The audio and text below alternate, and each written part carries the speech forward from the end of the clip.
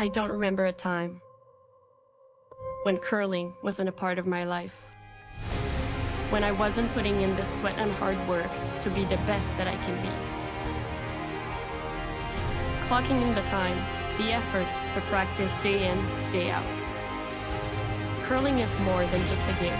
It's a family, a community. And when it's time to play, I know I'll be ready. Hardline, supporting hundreds of our next generation athletes.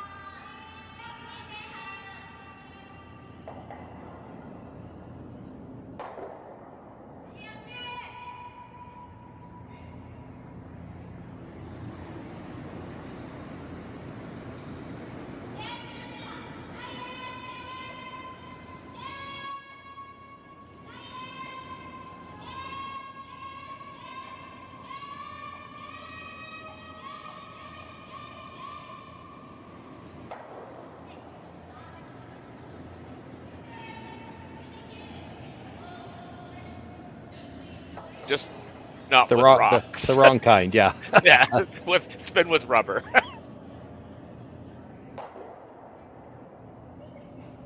Thursday evening, 15 teams here in the field in Beaumont, and looking for one of 6 spots here in the playoff round. Yoshimura qualified last night through the C event. Kate Cameron, that we're featuring in this game as well, qualified through the B earlier on yesterday.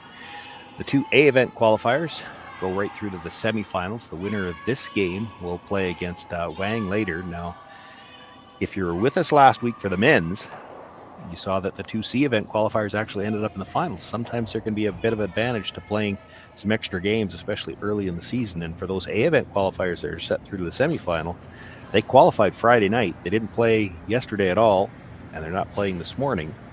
So we'll see how that plays out. We've got a game ahead of that to figure out how things are going, and we did start out in the middle of this first end. They got going quick. They tend to get going quick here in Beaumont, and when you know the winner's got to play again in 3 hours, they're not dawdling.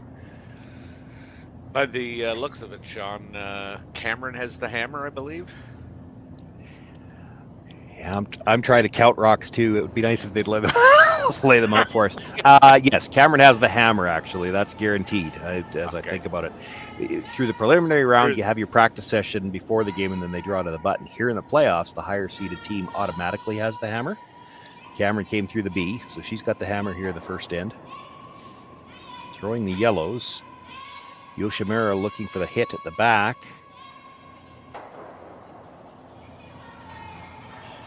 And we'll hang on for a bite at the back 12. Yeah, it doesn't look like the other rock is in play. Or it's in play, but not in the rings. Yeah. So Cameron's been, she's no stranger to the women's elite curling. I remember watching her when she was with, Marg Inglis? She was throwing third rocks for Marg. Okay. My first recollection of her, I actually played against her at national doubles, and it is probably before most people outside of Manitoba knew who she was. That was 2015, and I was really impressed by her then. And then she played with Michelle Englot, who I know. Michelle, yeah, sorry, I just called her Marg. Oh my gosh. That probably will bother her less than calling her Inglis, because there's an Inglis family in Saskatchewan that she's had to play against for so many years. Yeah, I think that was the first time I watched kind of this competitive women's at that level live. They were in St. Catharines for the Scotties, and I believe that was the year that Rachel beat her in just an unbelievable final. Yeah, that could be my recollection of that particular event. Watching it, and I think that was the first time they went. And Kate Cameron was, that was the first time I could remember thinking it's unfortunate the way they picked the All-Stars at the Scotties, because it's all by shooting percentage. Well, Rachel plays a fairly wide open game, and your shooting percentages are going to be relatively high in that type of game because of the degree of difficulty. Michelle Englot, on the other hand, played a very aggressive style at that time, and I thought watching all week long that in that particular Scotties, Kate Cameron stood out above the rest of the field. She just had a fantastic week. She was probably the best player in the event, and she didn't get the All-Star nod because her percentage wasn't as high, but the degree of difficulty on her shots was much higher than for a team that played it open. That, I think, was kind of her coming out party to the whole nation. I mean, everybody knew who she was after that. She had just a spectacular week. Yeah. So we're down here to just the final stone of the first end, and she's obviously looking for a blank here. Yeah, we happen to see even though we weren't on the air, we could see this developing early on in the end. It only takes one to slide into the rings. Kate Cameron was willing to play a completely open end here, and that may come back to when you see some of these top teams playing nowadays. We used to play, and my playing days are a little bit behind me, but we'd worry about who had last rock in the even end by about the sixth end of an 8-end game. They're thinking about it in the first here. So they get a blank here in the first. Now they've got hammer in the even end. That's exactly where they want to be. We've got no score through one. Kate Cameron, Sayaka Yoshimura. Cameron will have last rock again in a second. Handcrafted in Canada, Hardline's Ice Pad has revolutionized curling for over a decade. Engineered with top-tier precision and durability, it is backed by an unmatched 10-year warranty. Designed for curlers at all levels to sweep effortlessly with maximum efficiency, it is trusted by the world's best curlers, including Olympic and world champions. It is quite simply the best broom in the game. Hardline. Join the revolution.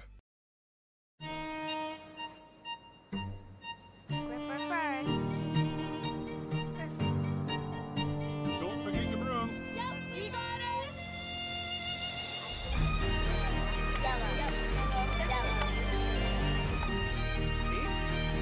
Come on up. Okay, well, what do you got? You got one, you got two, you got...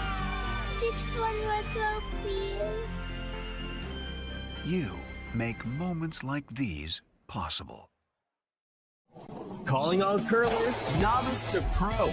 Asham Curling Supply's patented rotator disc system lets you customize your slider right in the store. Velcro attachments make it easy to find the sliding platform that's right for you. Shop Asham Curling Supplies, 700 McPhillips, online at asham.com. Usually still.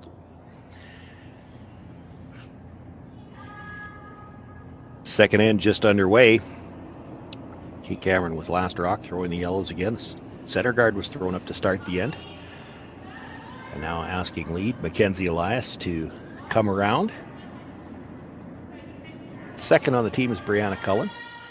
Third, Taylor McDonald. Kate Cameron the skip. Brianna, the new player on the team this year. The other three were all together last year. Taylor McDonald was playing second last year. She's moved up to play third when they moved Brianna in. That stone slides to the back 8 foot, so Anna Omiya being asked to come down, sit in front of it. The second for the Yoshimura team is Keho Onodera. The third is Yuna Kotani, and of course the skip, Sayaka Yoshimura. And I apologize, and I will apologize many times likely, for any of the names that I have mispronounced. I do the best I can.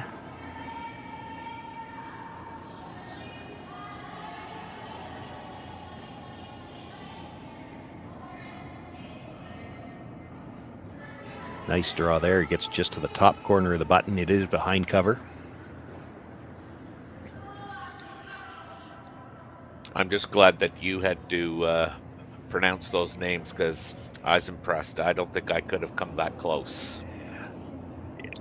Well, I cheat a little bit, I will tell you that. And this is the third game that I've had for that team. But if you type it in, the internet's a wonderful thing, right? Yeah. Type it into Google and say, how do I pronounce this? That's right. You've got a chance. Now it's probably not 100% accurate. If the name and the game we're doing here today, these happen to be Japanese names, but if it doesn't matter what country, if the name is an actual word in that language, you got a pretty good chance you're going to get the right pronunciation. If it's not, if it's just a surname, then the pronunciation on screen is probably a guess anyway, because I've clicked on a few of those before, and you click on 3 different ones and you will get 3 different pronunciations. But you do the best you can. It's when we're not there in person. We are broadcasting remotely here, so I don't have the chance to talk to the players and ask them, which I've had to do at Saskatchewan provincials with players that I should know. So if you can't ask them directly, you've got to do the best you can. Oh, this is a nice freeze coming in here. She wanted to get just across the face. She does. Really good finish on those rocks. Kate Cameron looking for the peel on the guard now. Did the quick count, the quick skips count. 1, 2, 3, 4, 5. We can peel the guard now. We better do that. Things in the house not looking good for her. She does have last rock here.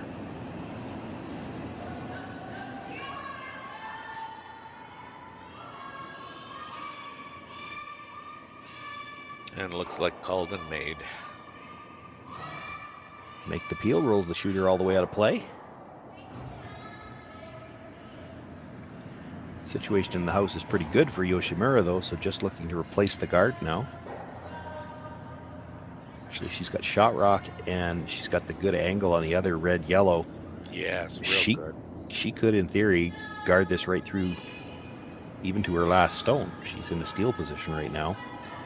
Kate Cameron, you have to expect, will peel a couple of guards here, wait for possibly a bit of a mistake, but if she doesn't get that bit of a mistake, well, and yeah, as soon as I say that, they're going to slide into the rings. Yeah, that's just real good finish, though, man. Oh yeah, I forgot. You haven't seen it. It's amazing, and this camera angle, and I keep, boasting about it. It gives you such a good view at home of how much curler is, probably even better than what they see on the ice, because you watch that rock. It's out there. It's out there. It's out there. You can see where it is when it crosses the hog line, and yet there it is on the center line when it stops. Yeah, like it's. All the movement here is late. If you're coming close by a guard, you're out in the open on the other side. So that helps with some of this aggressive play, because the players know that there's not a shot in the books they can't make, right? Right. You come around the guard and they can still get to it, whereas on straighter ice, that can get scary. And when they feel like the rocks and the ice will give them all the shots, they will play aggressively, and that makes it far more entertaining for us to watch. Yeah, there's not a whole lot to watch when it's up, down, straight. Yeah, because everybody's afraid to play a come around, right? That's right. If you play the come around and you can't get there, then you might leave a hit and roll in behind for the other team, and that might be the easiest way to get there. So you hate to leave them an easier shot than what they got if you just don't throw. That's right. I just love watching this finish here. I'm used to it now on this sheet, or on this particular rink, because I saw the men's last week, and I'm watching the women's all week this week. But I'll tell you what, the first few rocks you watched come down when you watched them, because they were straight hanging. Some of them would look like they're still on the corner guard, then they'd start to move, and you're watching it, it almost looked like it picked. Well. Yeah. Now you've seen it so many times that it's comfortable. Probably was an issue for the players the first couple of times they saw it too. We did see some over curls. We saw some teams early in the event that when they're throwing those center guards, were having a hard time holding the center. They'd over curl the center line, and that's important. We're playing the no tick zone here too, so you want to be touching that center line. That's right. Takes them a couple of games to get used to it, and then they handle it pretty well after that. And it's not even the throwers, it's the line callers and the brushers, because they slide so far at the end, and they're curling so hard, and it's real easy to you oversweep it a little bit and it curls 3 inches too far because it just doesn't stop. Yeah. It's great ice. It's just once they adjust to it, they'll make everything. But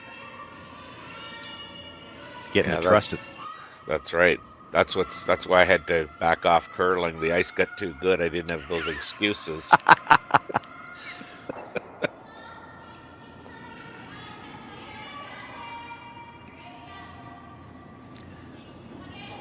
Looking to replace the guard again.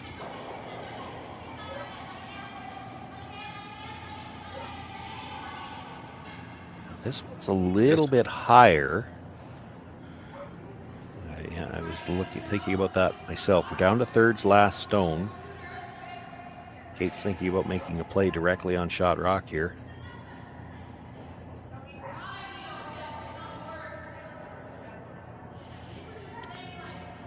It's getting to the point in the end where she's going to have to make a play pretty soon because there's nothing good in the house for her now. She's going to make the play on shot rock now. Yoshimura has the good angle on the red yellow at the top of the 4 foot, so even if you make this, she comes around, taps red onto yellow, and she's still sitting 1, maybe 2, depending where you roll with this, partially behind cover. And you've still only got 2 shots left to deal with it, so you can't peel the guard forever. It's higher. Taylor McDonald going to make a play directly on shot rock here. And this should really curl at the end. Yeah, from just about 5 to 10 feet outside the hog line where it starts. And looks real good. And stays in the 4 foot. That's important.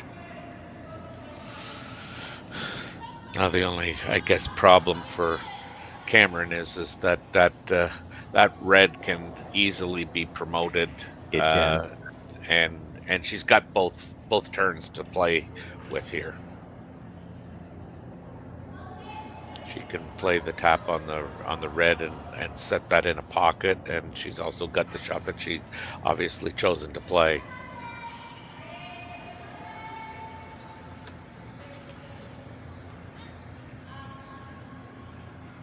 She's going to want to hit this right on the nose. You got to be careful if you're a little bit to the broom side and you roll over a few inches. You'll leave a double. Leave a double on the reds. And that yellow, that's kind of, I don't know if it's first shot or second shot, that it probably spins back onto that back red one too. Yeah, if you're on the outside a fair bit, she'd roll too far, I think, then to leave the double. But she'd be out of the 4 foot. It wouldn't likely factor into this end. Yeah. There's actually, as I'm looking at it, because of the late finish, and you just saw it on the last attempt, she could get to the inside of that yellow, roll over into the side of her red just a couple of inches, and angle it a little better. This is not on the red. Yeah. She was maybe playing aggressively to get that little nudge on the red stone to give it angle to go by the back red one, and not able to get by the guard. No. Still, that red stone at the top of the 4 foot is a problem for sure. Kate Cameron, and what do you do about it?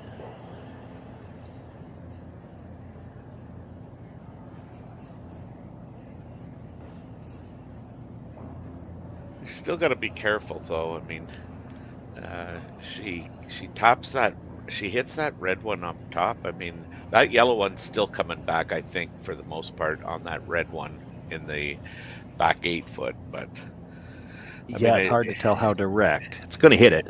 Yeah, I think now it's looking at do I want to kind of really gamble here and make a big score, or do I want to try and sit one by when I play my last shot and work on my second score. So it looks like what the call is here, they're going to try to get just by the red stone at the top of the 4 foot, kind of sit in the pocket of the 2 yellows, which you look at the hack view camera and you're looking, well, there is no pocket between the 2 yellows because of where the red is. But it will move enough at the end. She might have to just chisel off her own stone, and that was part of the discussion as well. But if she can get a piece of their shooter underneath the red, now it's a little harder for Yoshimura to do anything with that red. She can run it, but if it touches the edge of this stone, it probably spins out of the 4 foot. Mm-hmm. Plus, once you get this frozen in that pocket, it's not going anywhere. I think she's forced to play this because I think her opponent comes down and moves that yellow one, and Kate's going to really have a hard time getting to. Yeah, the only other thing I'm seeing is if you could move the red-yellow somehow to break up that angle, but I don't see how you do that well. Like this is going to drastically over curl. Yeah. Yeah, really over curling. Yeah, they're kind of at a loss. They don't know what to do with that. You sweep that back to where it is, and now there's a wall behind the red. Cameron does sit too, so Yoshimura's going to have to make a play on something. If she had the chance to hold her to 1, she might be okay. She's not really okay with holding her to 2. She's going to try to find a way to cut this down. Yeah, I think she'd be very happy if she got out of this just giving up 1. Yeah, how are you doing that? She's looking at it. Yeah. You could play the hit on the yellow that she's talking about, but I saw them gesture with the brooms. You got to be careful because it's real easy to hit that stone and leave a double on the reds. Right now, if you don't throw, Kate Cameron can't get that stone at the top of the 4-foot out. But if you give her one beside it that she can come off of and kick it out sideways, well, then she can get it out. I think if they're hitting this yellow, they got to be trying to roll a little bit to the center line side. I would think so.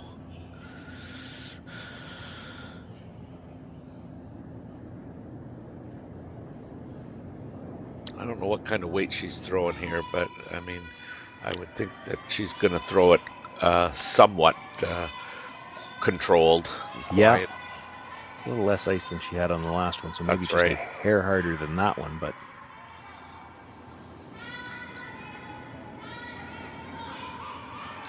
Sayaka Yoshimura with her final stone here in the second. They're going to have to go hard on this, I think. This is close to the... Oh, no, she's good. She's got it. She's got it. Nice she shot. Did throw a little more weight at that one, and yeah, it's there for 3, I think. You think so? Yeah, she'll hit the one full 4-foot first, and then have her shooter come into the side of the other rock, and really, she only needs to move it a couple of inches. That's correct, yeah. If at all. Kate maybe thinking she's going to have to touch that other yellow stone. I don't think she does.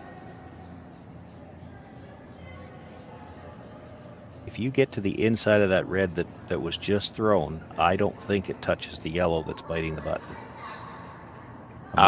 No, it doesn't. I don't think there's any way it touches that. And she's thinking probably the same thing. She might not even have to touch that other red. It's hard to tell. Because of the graphics, and I love the graphics. The yeah, I know. House looks fantastic. It's nice to have those. It attracts the younger fans, but it makes it for us a little hard to tell when you got a rock that's on the dinosaur's jaw there. That's just right. Exactly how much of the 4-foot it has.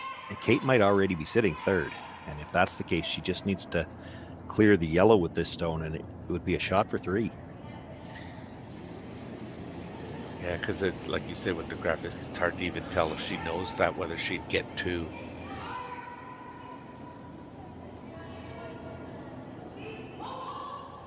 This is looking awful good.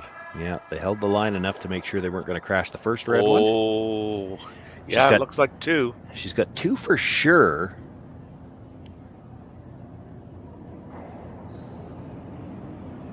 Having a good look.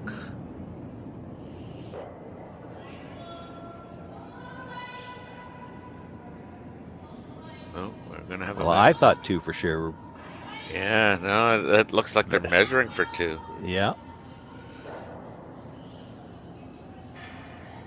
It's that same issue though for them that it is for us with that. It's with the multiple colors running through the 4-foot. It's hard to get a good visual judge of just how far in they are.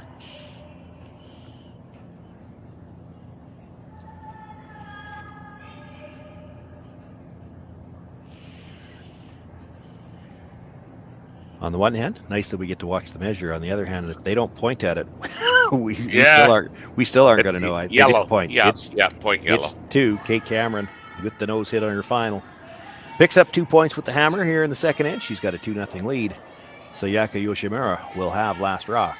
in the third.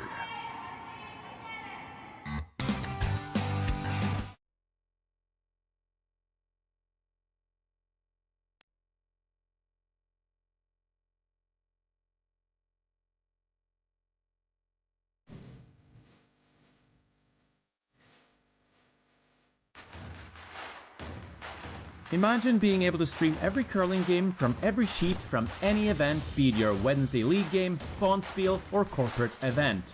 Curling Stadium offers an all-inclusive streaming solution featuring high-quality cameras, ease of use, great reliability, and minimal installation. Offering your sponsors customizable ad space on your streamed curling games and being able to sell video packages to your corporate events for increased revenue. With Curling Stadium, you can stream to any device, be it your mobile phone, tablet, or computer. Push the feed to your desired platform, be it Facebook, YouTube, or any other social media. Curling Stadium is simply the way forward. Where it's commonplace in other sports to televise every game, we want to do the same. Curling is a global sport, and it's time it gets the coverage it needs. Make your curling club the next Curling Stadium. I don't care what the stats say. Well, the stats say right now that Kate Cameron's up by 2 as we begin play here in the third end. Yeah, that was a well played end for Team Cameron. First stone of this third end brought into the top of the 8-foot. Yoshimura asking for the corner guard from Anna Omiya. So hopefully this means game on.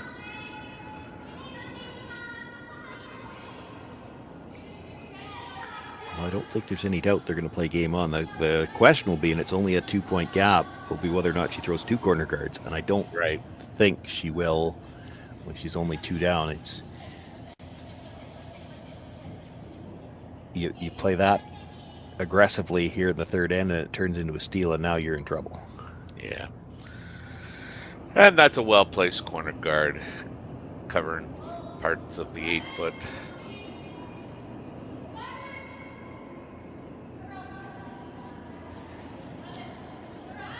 Kenzie Elias with a nice draw in her first one, so now being asked to guard it with the second. And it's all scoreboard dictated, but there's a few strategies that you'll see, scripts almost, as to how these ends start. Yeah.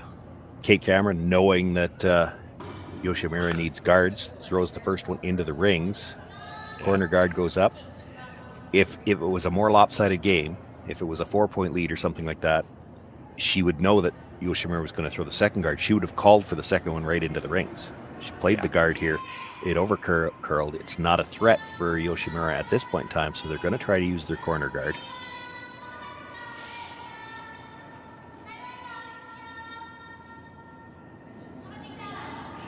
Same thing on the corners that you see coming through the middle. It needs to have a lot of room at the hog line. This is a little tight.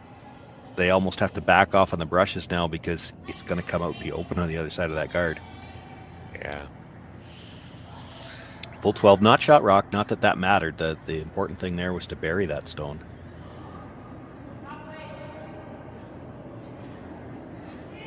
Yeah, she's almost right out to the 12-foot. Yeah. And actually where it ended up, it's a pretty good spot for Yoshimura because she's left staggered on the front guard and it's high enough in the rings on this ice. She could come around that again in front of the tee line if she gets the opportunity. And you get 2 rocks around your own corner, then there's a chance for 3. Yeah. So. This is much better line.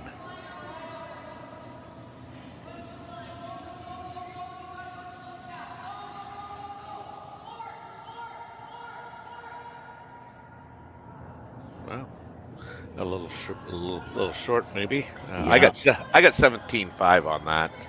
Oh, you got the watch out. This is the difficulty that you can have when you're trying to throw a guard on an existing rock, and they called for that guard a little bit tighter than that. Yeah. So once you put the broom down, when it curls that hard that late, if your weight doesn't match, if you're calling for a halfway guard and this one's a little bit higher, it doesn't have enough time to curl. So it didn't get to the line that they needed. If you're playing on ice where the rocks curl a little bit more gradually all the way down, a lot of times it's just an area play, right? You put the broom down and it curls gradually all the way down, and and they pretty much all end up in the same place. When the movement is so big so late, if you've called for a tight guard and you put the broom down for a tight guard, that's where it has to be, or it won't have curled far enough. That's right. I thought they might look at playing the port here. It looks to me like it's there, but they're going to play the short run. The guard is still oh no, they are playing the port. Ooh, it didn't miss that. Okay, good. I thought they were playing the double. Yeah, it was probably just we don't have mics on the players, and actually the viewers at home might be able to hear the ice sounds. We don't hear them in our headsets right now, but a lot of times these players will discuss all the options. So I think it was probably just one of those things where they gestured that this is a possibility, but they were playing. It looked like they were playing the port all the way. Mm-hmm.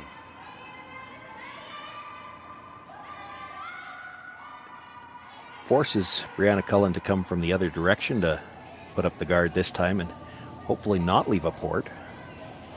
Line looks pretty good for that. Just gonna finish it hard here. That's real well done. You see the difference in what I'm talking about with that one. That rock is where they tap the ice for depth, and so it had time to curl to exactly where they wanted it. Guards are not just an area play on it, which I like. It makes it, there's a little bit more skill involved and more precision to throw a guard when you've got this late movement. Yeah. Which is good. That helps the cream rise to the tops, so to speak.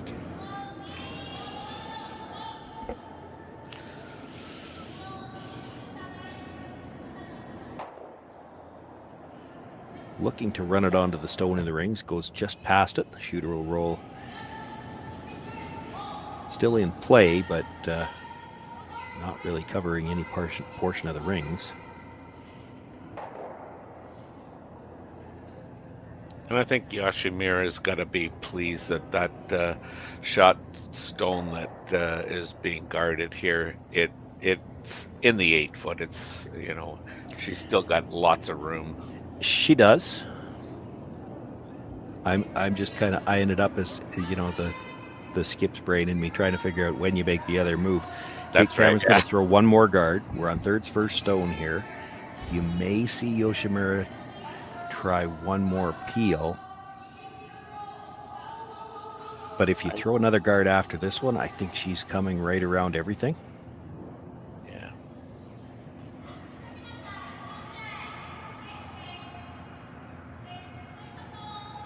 Yeah, I think playing this, she's going to have to play it across the top of the one in the house, and I think you don't. Ideally, yeah. You make the double across the top, and you roll your shooter off the center line. Yuna Kotani.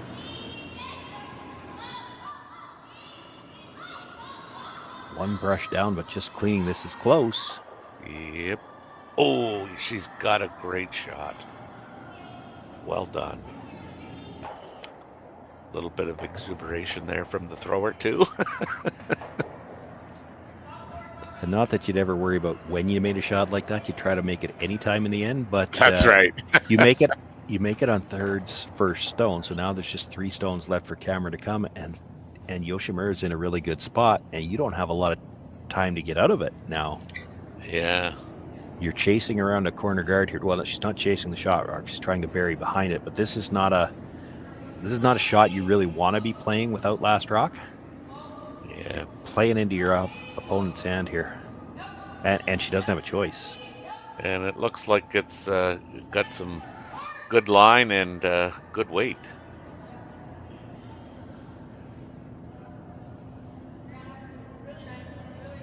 Yeah, well done.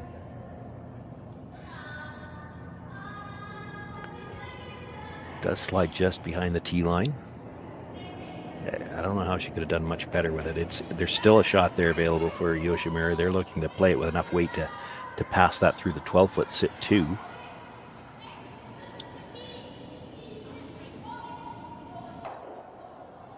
She probably has to move it 2.5 feet.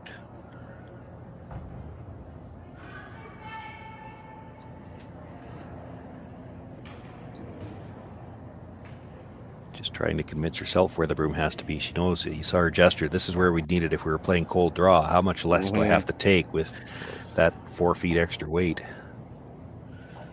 Always found too with right-handed throwers on this side of the center line, you tend to pop it. Like that. Yeah.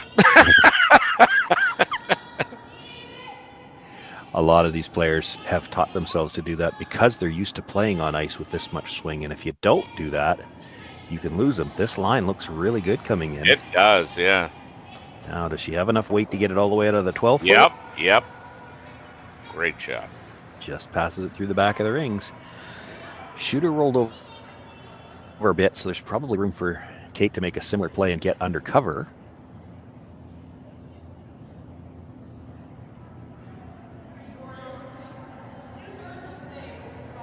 Looks like with that broom placement, she's thinking about playing a little bit more weight, although Kate's got a very pronounced pop on her outturn in it, and she knows it, so she ices for it.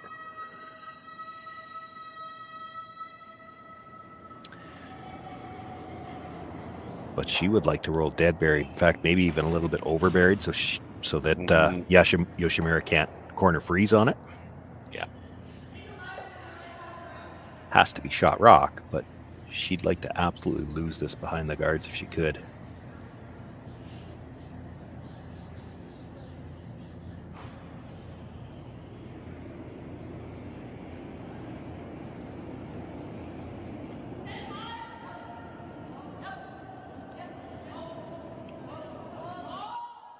This might have a little bit more weight than she anticipated.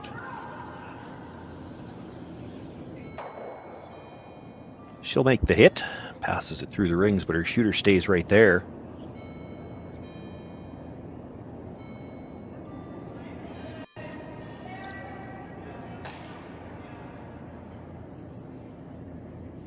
That's interesting. You saw, I was just going to discuss it because that's what we do. We get to talk about it. But I thought, well, does she try to roll all the way under? Does she try? And she's talking about trying to roll open. Open. Yeah, just to make the roll behind cover a little tougher, knowing that if it's different for the two teams, right? Kate was trying to absolutely lose it to mean that she couldn't give up any more than 2. Mm-hmm. You could do that here with Yoshimura. You could do the same thing. Try to roll fully into the edge of the 12 foot. It's completely behind cover. She wouldn't be able to hit anything. But if she makes the draw, maybe she gets herself out of jail. You roll into the open, and you feel pretty good that you're going to have some kind of shot for 2, even if she rolls buried. You know, if she rolls buried behind the yellow guard, it's an awfully long guard. Yeah. Well, she's not tight. No. She's not heavy either, though. This is getting close to the nose. Yeah, she'll get much good in nose. She'll get a little roll.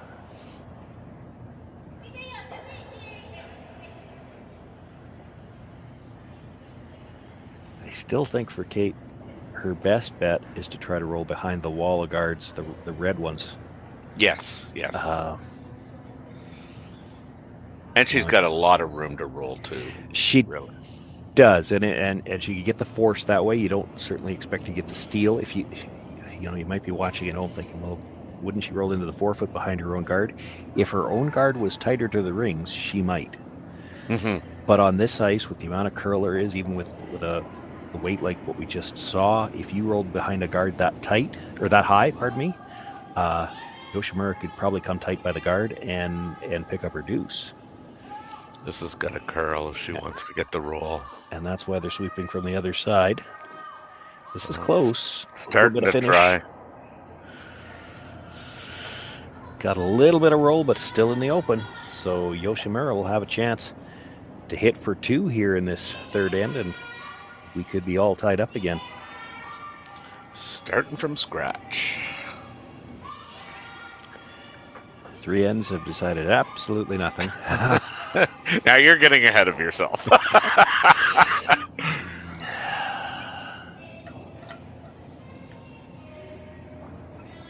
But I like the probability.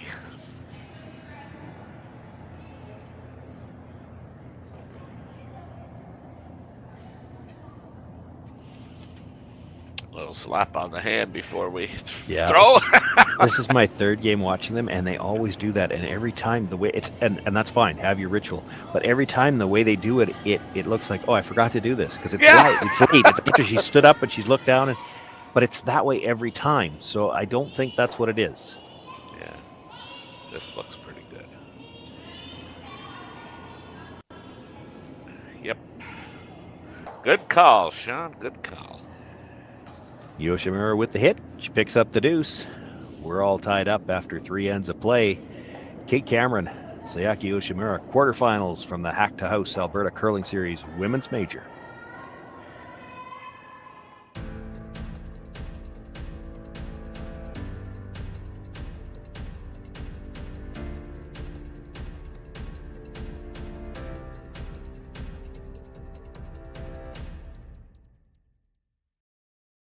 I don't remember a time when curling wasn't a part of my life.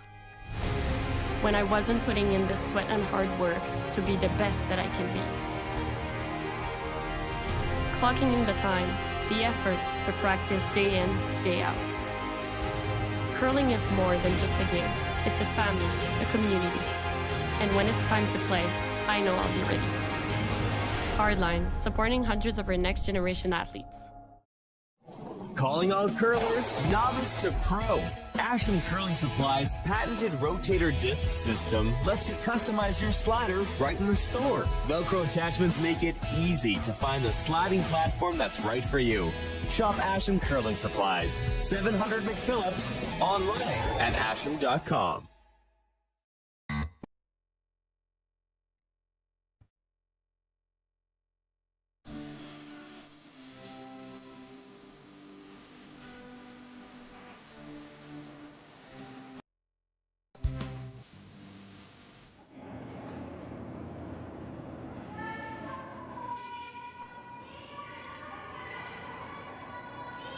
All tied up here as we begin the fourth end.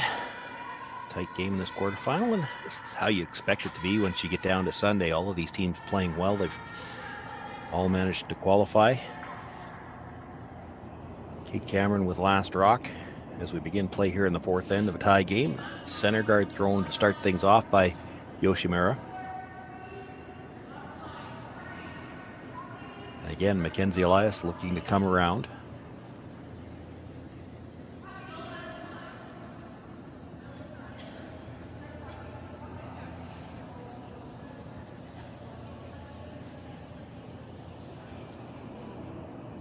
She'll bring that around the guard. Bites the 8-foot dead behind cover.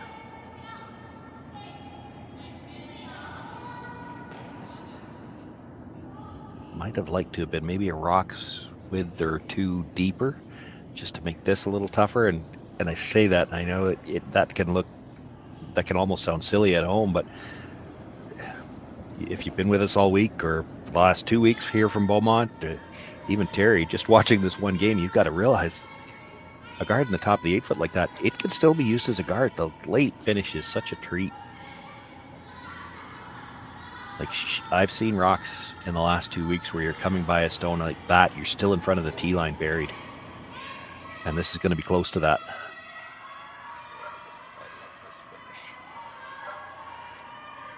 Just didn't have quite the legs to get to the button, so it stays 3/4 out in the open. A little risky to make a play at it. We are 5 rock free guard zone as always, and I think the no tick zone is pretty much going to be standard now. It's being used in all playdowns, so I don't think there's any events that aren't using it anymore.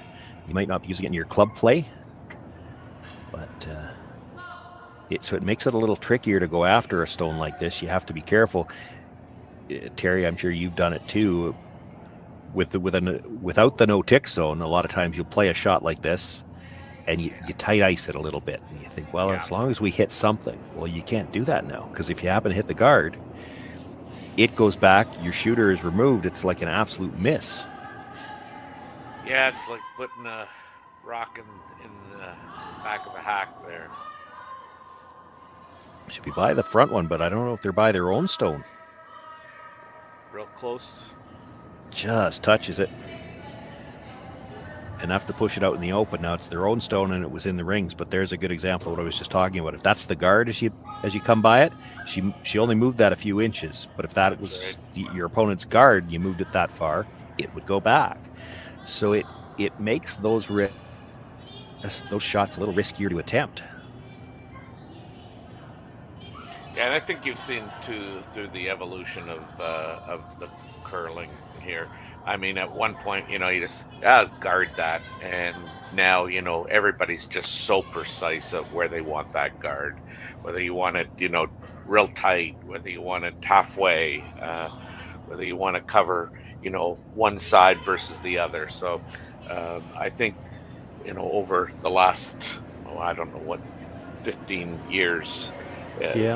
We've really gotten to, and that comes from the coaching as well. But it comes out of, I think, also necessity to do with, and I'm going to say the equipment more than it's not the equipment they bring to the ring, it's the rock. Yes. I was involved in setting up the Players Association here in Saskatchewan back in the very early 2000s, and one of the first things we were hearing from the players, we had to do more with the ice. We were playing on straight ice, and we still use the phrase straight ice. Mm-hmm. But what we know now, it's not really the ice.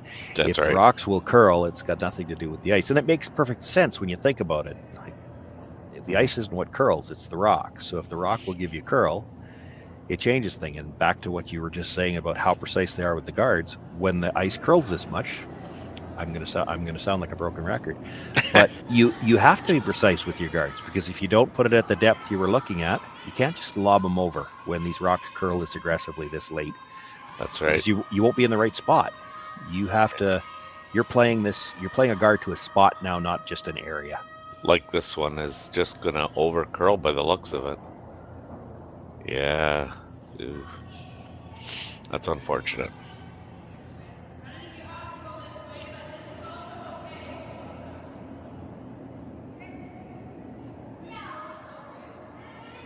It's interesting because it looks like a huge hole, and it is to come through and make the hit.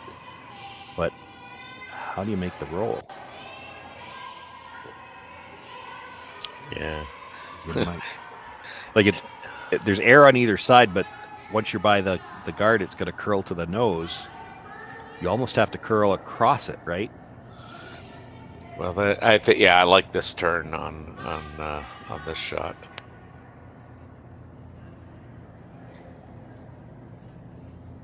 So looking to play the out turn through the hole as it comes between the two guards, it's probably going to be dead lined up to that stone, and they'll hope it curls off the nose enough to get the guard, or to get the roll behind the guard. Yeah, she popped that, got it out. Looking for curl just to get by the outside guard. Oh, she's by, yeah. You would not have thought she could have rolled past the No, guard during that turn. That's right.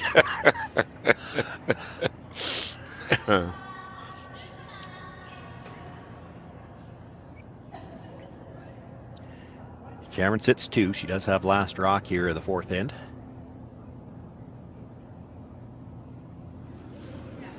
Monodera looking to roll back behind cover here.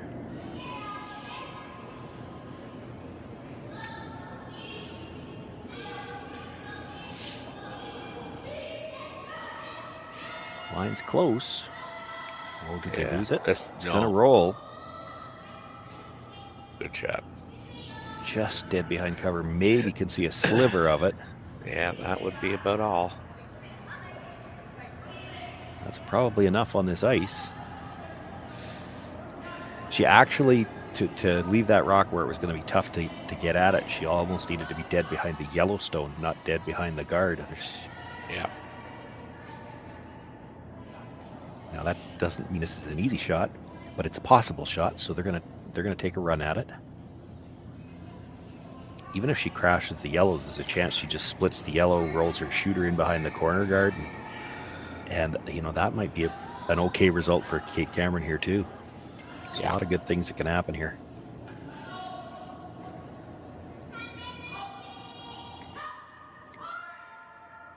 We're on the brush early to hold the line. Curling now by the yellow one. Yeah, great shot. Really good. Great weight control. And enough to get it all the way out of the rings at the back. Still in play. Just where, as we like to say, it's something for somebody to trip over later on. That's right.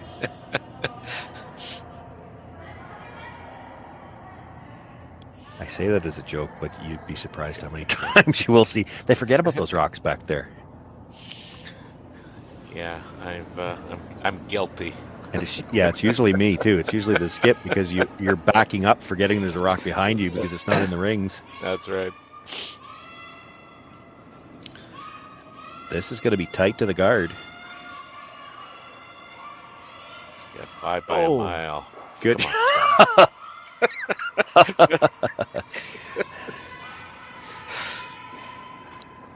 You guys are using a different system of measurement out there. Oh dear.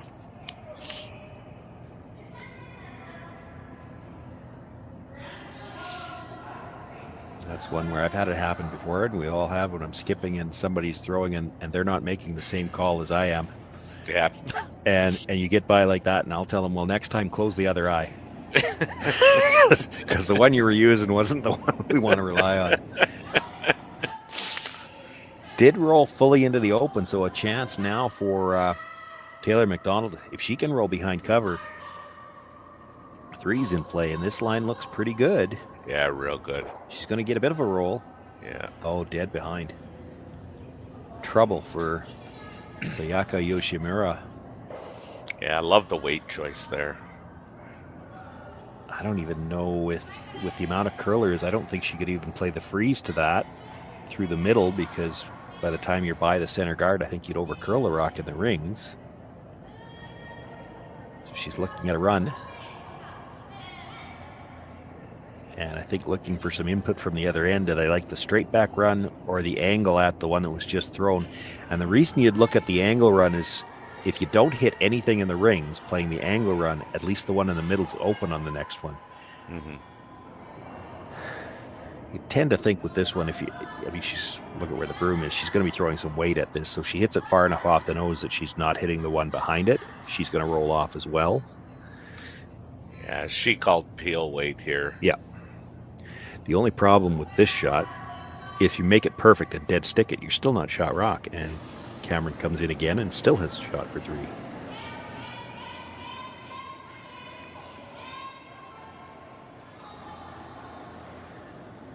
Really working to hold the line, but it's over curled, and that was the reason why you throw that kind of weight. If you've hit it far enough off the center to miss the rock in the rings, you're rolling well out of play. You're going to have room to make some kind of a hit on the next one. Yeah, now Kate's just trying to determine whether she really wants to go balls in here. It's not even about what you can make here as much as what you can leave. And there is a double there, but it's really thin, and it's risky for Yoshimura to go after it. If you try to come around the corner guard, you can actually leave a much easier double, and potentially, I guess, a triple. So she's going to come open side and try to leave this. You can almost draw a triangle with the yellow stones, and there won't be an easy double. I mean, there's going to be doubles there. Yeah, you can't take everything away. No. And you're hoping with something like this that she's not going to try the double behind cover, because there's a risk of not getting the second rock, and she's giving up 3, and you'd like to keep her playing on the open side here. As long as she's playing something in the open, you know you got a shot for at least 2. Yeah, I wouldn't want to touch that. Oh, that's not bad. Touch it just enough to redirect the shooter, and it comes back to the back 12, and as we said, there's no easy doubles there. None.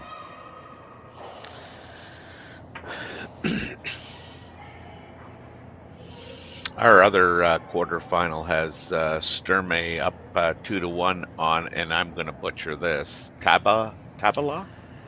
Tabata, I believe it is. Tabata? Okay. Yeah.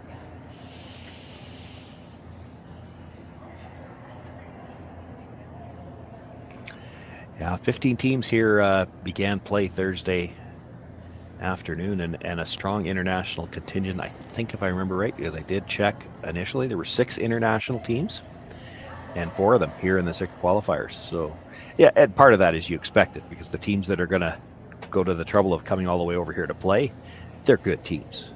Oh yeah, yeah.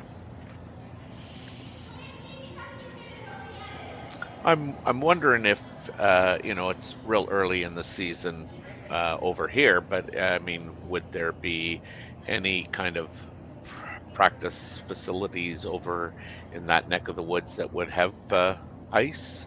I can't speak to all of them. I've called games for a couple of the Japanese teams. There's 3 of them here, or were 3 of them here, Yeah. and I can't just remember which one of them was. One of them had played in 3 events in Japan before they came over. Even Yoshimura has played in Japan before she came over. This is her 6th event of the season, wow. and one of the other teams, it was their 6th event as well. They had played 3 in Japan and then came and played 2 in Ontario and then here.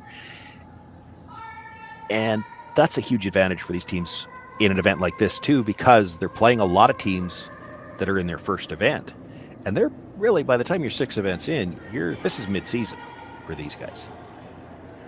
Yeah, she seems to be all in on this end in terms of trying to steal one by coming down and playing this freeze.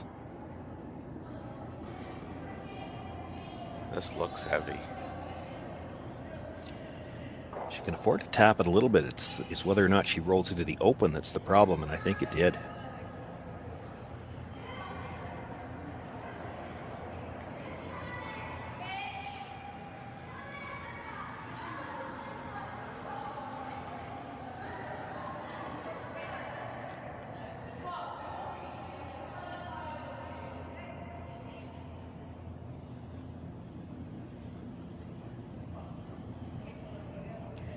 So Kate Cameron, a chance to come down, quiet wait.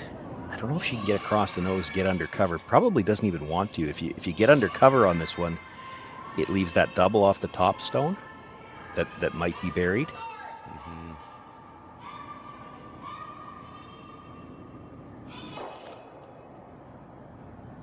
I just don't think she wants to hit half a rock and drive this back onto her own. No, true.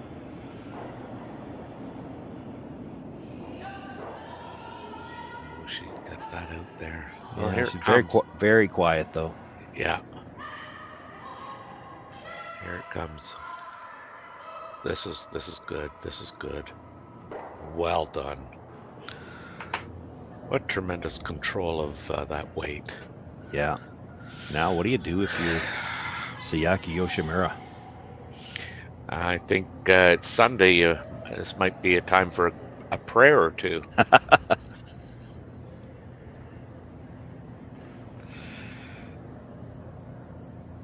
Yeah, there's really no easy kind of out here. I was just gonna say, you can't even come and freeze on that shot rock. Although that might be... Well, if you freeze to the shot rock, I think you're third. Yeah, you probably are. You might have a double off the shot rock, but that's still going to be giving up 3 because you're going to roll over open somewhere. Yeah. This is all kinds of risky because there's 2 yellows that they can use to tap it back. You can get it at second shot rock on the in-turn and try to roll undercover, but you're behind 2 yellow stones that Kate Cameron could try to run back for 4. Yeah, I definitely like being yellow here.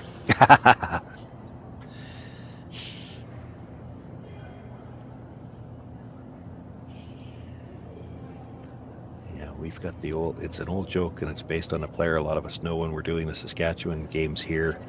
And you look at a house like this, and if you're throwing red, it's, well, who ordered all these lemons? That's right.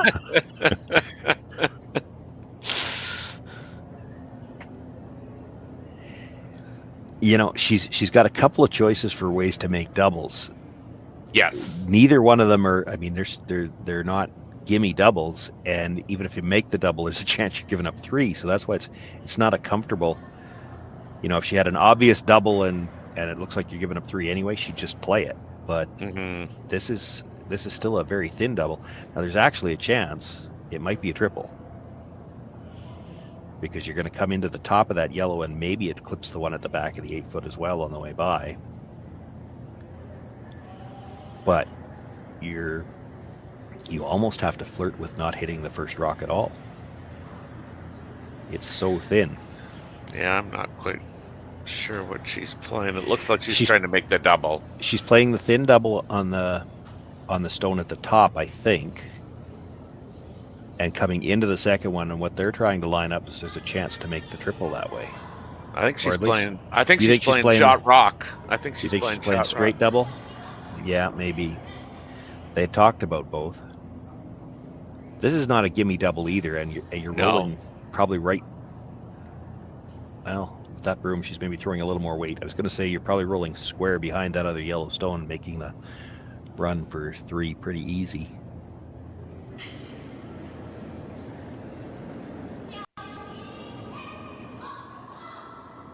So, facing 4, looking for a double just to cut the damage.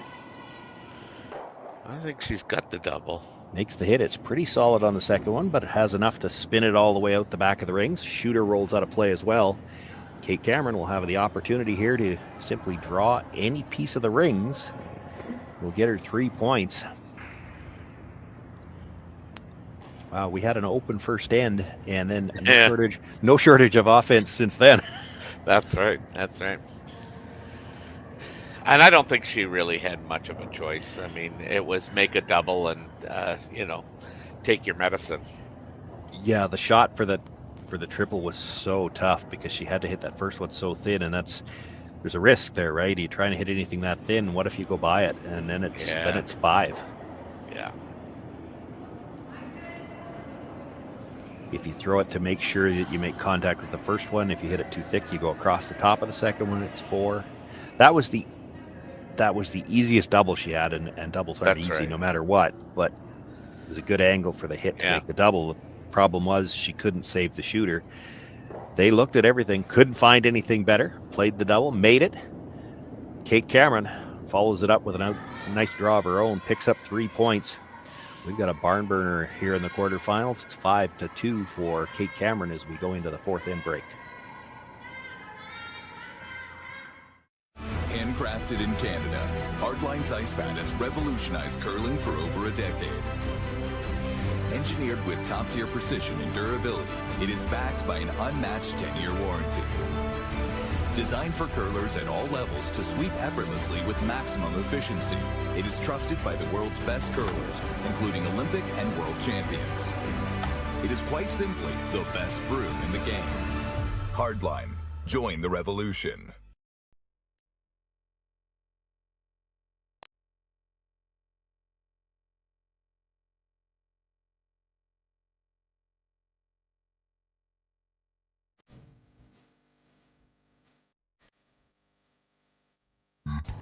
Oh, that's good. 5-2 here in this quarterfinal as we're through 4 ends of play. Kate Cameron with the lead. Sayaka Yoshimura will have last rock. Still in the break. Action will resume right after this.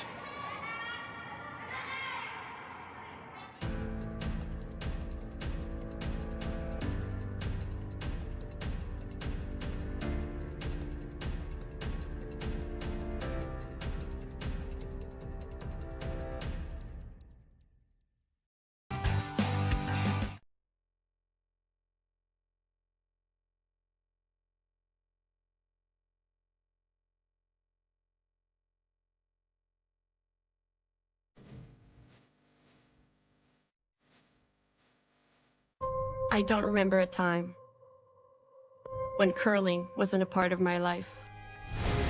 When I wasn't putting in the sweat and hard work to be the best that I can be.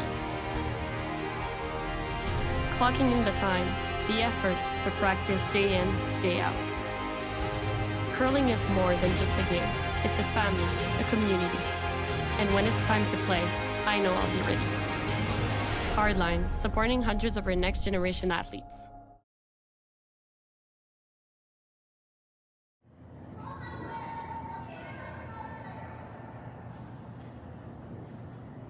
And the players back to the ice after the break. 5th end about to get underway. If they can remember where they left all the equipment. Yeah. Picking up gloves, picking up brooms. Okay, I'm ready. Mackenzie Elias in the Hacks with a 3-point lead. Kate Cameron calling for the first stone into the top of the 4-foot.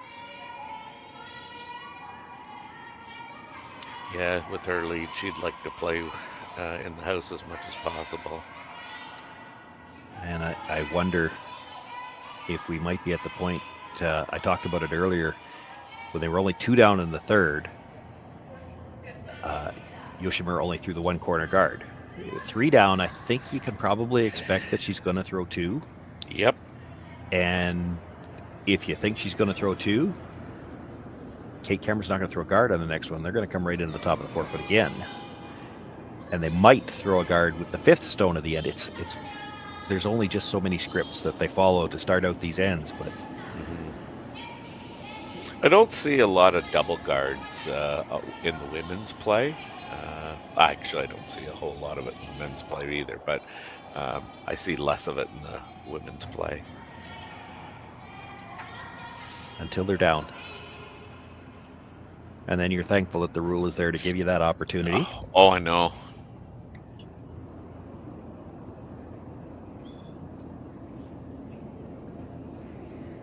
So Mackenzie Elias looking to come down again.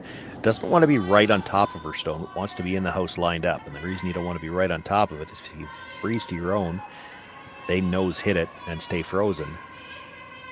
So you've got to have a little separation here. Not this much separation though. This is... Yeah, I would have liked that a little tighter. Yeah, that's a guard. They did not want that. I mean, it does guard shot rock, and it helps them out a little bit because it's still a rock in the middle that Yoshimura is going to have to deal with at some point in time. But you would have liked to get that top 8-foot, maybe just bite a sliver of the 4. You know she's coming around, which is the call here. Coming around or throwing a second guard. Mm-hmm. And then you could guard. And she didn't hesitate. She was kind of pretty adamant that, we're going around this. Part of that, I think, is where the first one ended up. They ended up at a depth that not really conducive to throwing a second guard. It's tough to get separation when you needed the first one tighter if you wanted to throw 2 guards. Yeah. Chipped off. They do have 2 corner guards now, but the angle they're at will allow for a double peel. However, at this point, the rule doesn't allow for a double peel. You can't go after the guards yet. Brianna Cullen being asked to come around. This is what's made the game so interesting to watch out of the free guard zone. You have to play other shots until you can deal with the guards. So you see Kate Cameron here. She's not trying to score this in. She's got a 3-point lead. She's just trying to put rocks in the middle where she knows that Yoshimura at some point in time is going to have to deal with these stones. Yeah. 13-7. And while Yoshimura is dealing with these stones, she might have the opportunity to play after the corners, and it makes the game of cat and mouse so interesting to watch. Came a little close together there. It's given Yoshimura the possibility of dealing with all 3 of those rocks on the center line with 1 shot.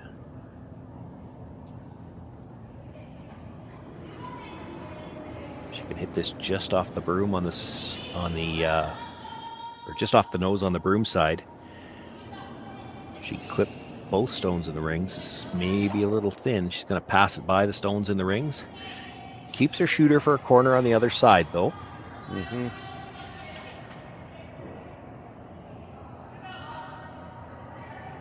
Now, are you surprised that Kate's playing this, or this is kind of her MO? Well, you're kind of, it's dictated, right? Because they're close together. It's a double and roll behind the corner. It's hard to peel all the corners. The double peel is probably coming back into it. You can peel the tight corner, but if you don't roll back to a center guard. And, I mean, the guard's an easier shot than most of the others she's been looking at. And Yoshimura still has to deal with those rocks in the middle. You can keep her busy for a while in the center. Yeah. That's a much higher guard than they would have liked, though.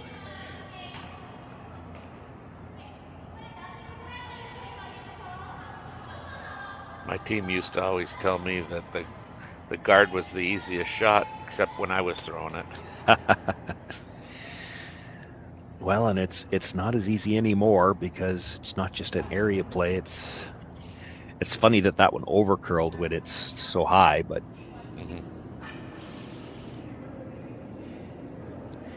it's left room for Keho Onodera to try to come down, get to the nose of the yellow. She'll pass the back one through, and she can keep her shooter in front of the yellow shot stone. Just trying to rearrange a little bit of the furniture by the looks of it.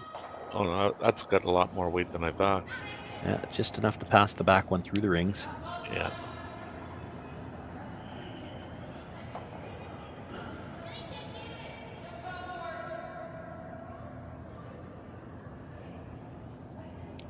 Cameron's sitting one right now.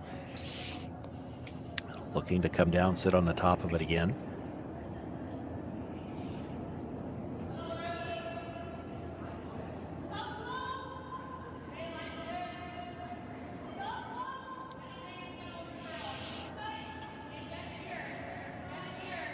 All these rocks have had really good rotation too.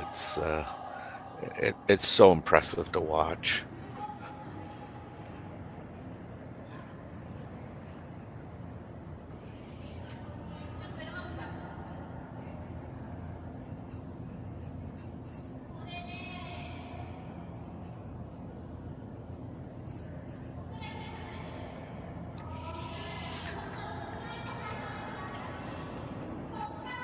This is where, I mean, it would be so nice to hear the curlers talking, eh? And I'm sure they are talking from the far end. This does not look makeable. This looks more makeable. Yeah. Like by the time she's by that corner guard to hit that yellow one thin enough to get your shooter into the rings just doesn't look. And I get it. You know, this rock's a little bit overburied. Visually, this doesn't look great either, but the way the ice runs, this is possible, and I'm not sure the other one is. So looking to come down with, it's basically like a split. She's just trying to split that tight guard out of the way and roll her shooter into the rings. I like this call. Might be able to get it all the way in behind the corner guard if they're lucky. The tight corner guard on the broom side.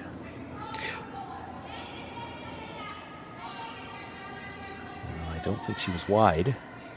They're on the brush right away.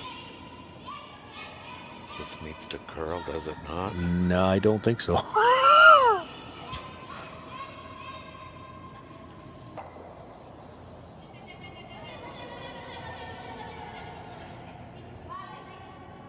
It actually probably could have used a little bit more weight.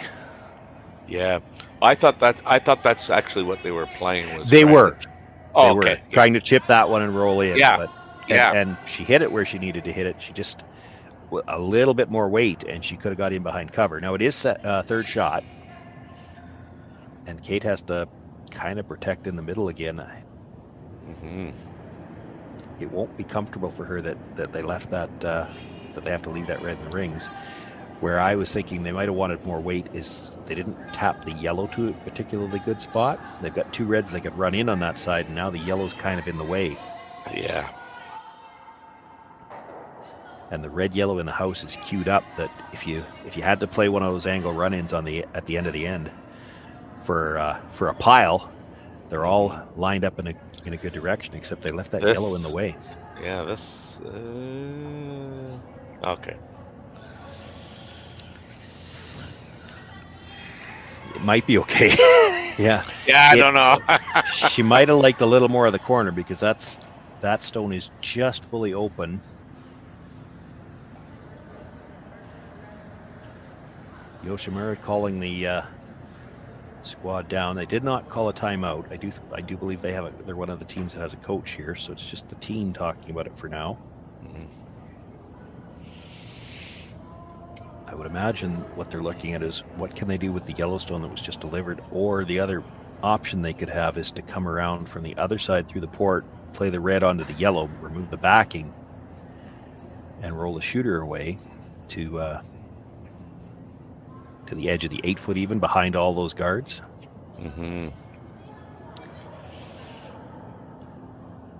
That's not what they're talking about right now. Right now, I think they're wondering if they can get to the inside of the yellow. Now she's I'm just looking at where the skip is standing. Now she's moved over to look at coming at the red direct. I think originally when they were talking about that, they were thinking about getting the hit and roll off the yellow at the top of the 4-foot, which is tough. It's there because the guard is long. And that rock that was just thrown is only a sliver underneath cover.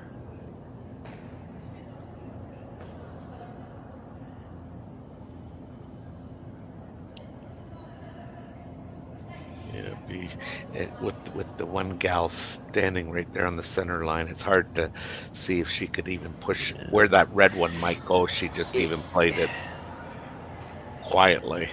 Yeah, it's probably coming into the open likely anyway. I mean, it's a tiny port, but she's not going to be throwing a lot of weight either. She's only going to move it a few inches, you would think. That would be the scary thing to making a play on the yellow for the hit and roll, I would think, right? You could roll both reds over enough to leave room for the double. Yeah, there we've got a timeout. Yeah. Now.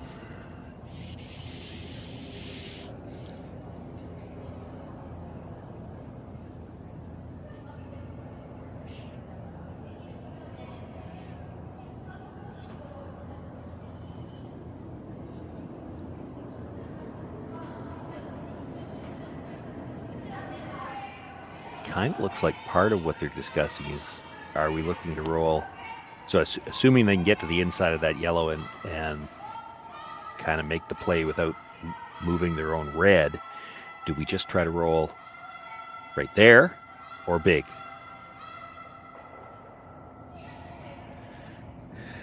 Yeah, I mean, if you roll to just line it up, like that's great. If you line up a third one, the problem is it's hard to dead line up a third one.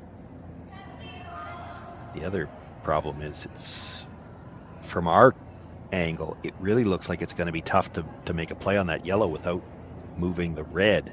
And I don't think they want to change that angle. That angle's working really good for them right now. However, I think if you can hit, I want to say nose, but I think the red one would push that yellow one back behind the button, and you could be sitting, potentially. So. You're talking nose on the red or nose on the yellow? Nose on the yellow, because I think you could be sitting 1-3, 1-3-5. I think if you hit nose on the yellow, that red is not touching the yellow on the button.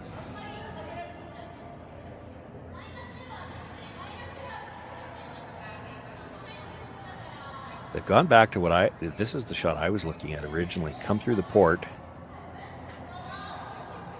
make the direct play red onto yellow, roll your shooter in behind that wall of guards. And yes, Kate's still going to have the angle on the yellow red at the 4-foot, but she's not going to have anything angled where she can roll under cover.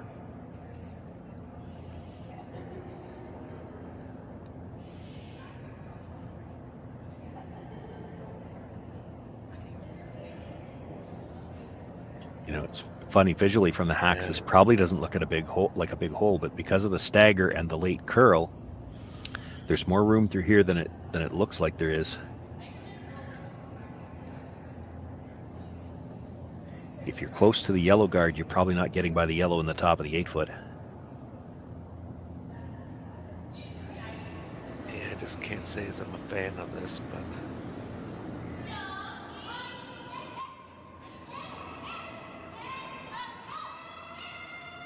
Thought they would have more weight than this, to be honest. This is quiet. They're going to struggle to get by the top one.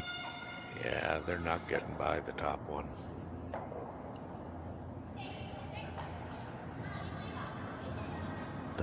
That was really just draw weight, and you needed, if you were throwing that, you had to have hack. You're trying to kill the back one. It's still a problem for Kate Cameron. It's the red-yellow line in the house. There's not much she can do about that. So she's just going to guard the direct shot. She knows there's going to be some kind of run played eventually. She can't really worry about that right now. So many angles out there. It's so tough on both teams really right now. We can't guard everything.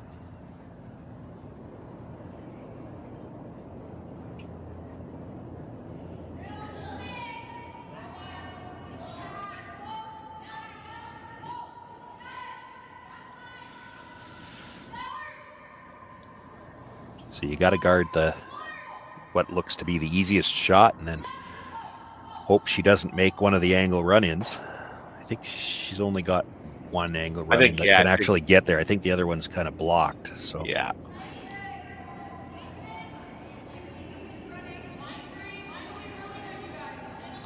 This is way out there, looking for a good finish at the end. Needs to be way out there at this point. 'Cause there it is. You see it. Once it starts to move, it's going to move huge. They actually could chisel and get it that way too. There you go. Yeah.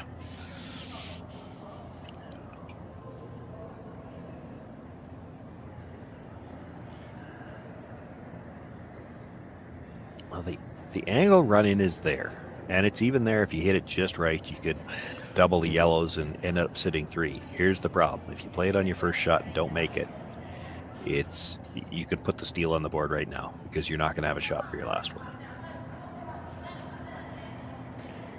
Yeah, they're looking at it for sure.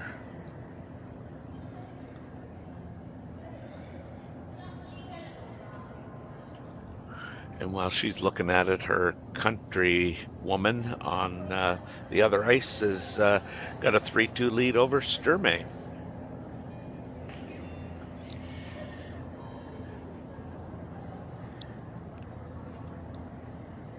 It's very tough to get both yellows with this, but you can do it. If you drive this in at an angle where basically you almost want to touch and they're not set up to do it perfectly. They're not an exact even crotch. The yellow, when you come in for this angle, the yellow at the top of the 8-foot's just a little bit higher, but if you could almost touch the yellow and the red at the same time, the red comes onto the yellow on the button, you could send both yellows flying, and you could sit 3 out of after this, and Kate Cameron might have to walk up there and hit the open one on the 12-foot just to make sure she doesn't give up 4. God, that'd be a hell of a shot. It would be. And the other side of that, you could make this almost perfect. Just you're only an inch off that. You could be sitting 1 after this and still no way to get in to get your second one. This is a tough shot. And it's already over curled, I think. Oh no, she's close. No. Just when they quit sweeping like that, I thought they were giving up on it. A little thin, catches the top one, does remove 1 yellow stone, and holds her shooter, which is important. Don't know if it stayed for third, though. There is a yellow just biting at the top of the 12 as well. One more look at it, and when they came off the brush here, it kind of looked like they were giving up. It actually needed to curl just a sliver more. More, yeah. It did move the yellow back far enough that she's sitting 1.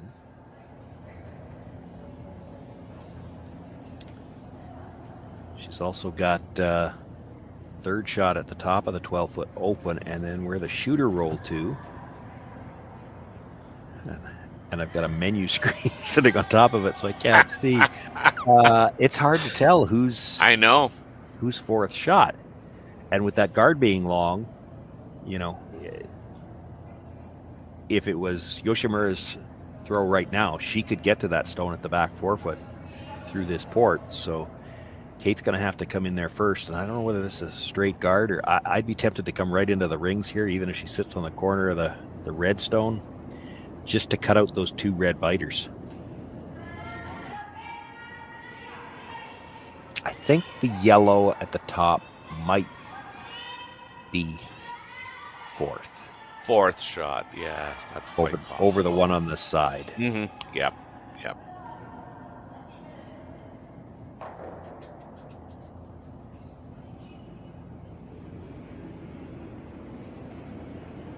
So many angles out there, though. This could get interesting. Kate Cameron needs to bring this right in, I think. This one, the sweepers are saying it's all there. Well, the movement will be late. Oh, and it's there. coming There hard goes. now. There it goes. She's going to come down, sit right on top of the red stone at the top of the 4-foot. Couldn't have walked it down any better. No, like it. But you see what I mean about how hard it is on the nerves to call those rocks, because for most of the way down, that's on the outside of the corner guard, and you dare not sweep until it starts to curl. But when it does, you take a look at a rock that's probably still touching those red ones when it crossed the center or the hog line. Right. it's over buried on the long guard. It's a sliver underneath the one on the other side of center. It's such a treat to watch and to play on. Like I said, the players will play fearless when they know that the rocks will give them the ability to make any shot they need to play. Well, that's because every shot is in play. Yeah, Yoshimura here, her only shot for 2 might be the double tap onto the one at the back of the forefoot. That's what they're looking at. I don't see anything else, really. No. And this is not without some risk. That's right. Although she's likely not going to be throwing it. This is probably, well, I was going to say she's probably throwing draw weight, tap, weight, and then she put the broom down where I think this has got to be close to hack then. Because if you throw it with just draw weight, if you ever hit the first one thin and it's red onto red and you come onto the 1K camera just through, you're not going to have enough weight to move your shot rock through the forefoot. That'll be the 4th stone that you're pushing. You don't actually have to kill the one at the back of the forefoot. You just have to get the line to it. So you could make this as a draw weight tap. I think they've got a little bit more ice now.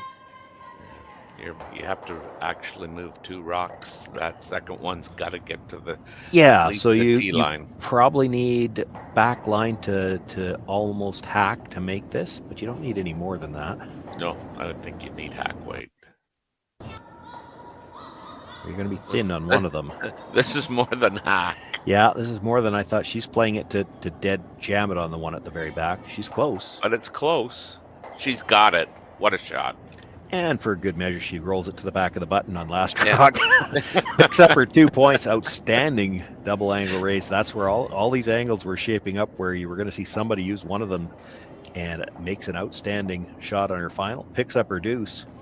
Closes the score to 5-4 here after 5 ends of play. It'll be Cameron with a 1-point lead in last rock when we come back.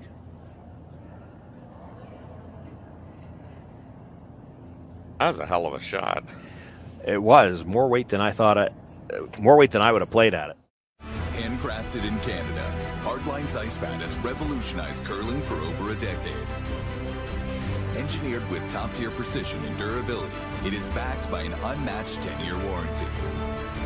Designed for curlers at all levels to sweep effortlessly with maximum efficiency, it is trusted by the world's best curlers, including Olympic and world champions. It is quite simply the best broom in the game. Hardline. Join the revolution.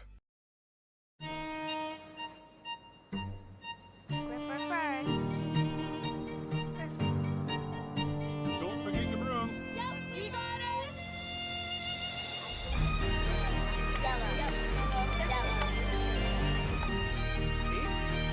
Come on up. Well, what do you got? You got 1, you got 2, you got... Just one more throw, please. You make moments like these possible. Calling all curlers, novice to pro. Ashland Curling Supply's patented rotator disc system lets you customize your slider right in the store. Velcro attachments make it easy to find the sliding platform that's right for you. Shop Ashland Curling Supplies, 700 McPhillips, online at ashland.com.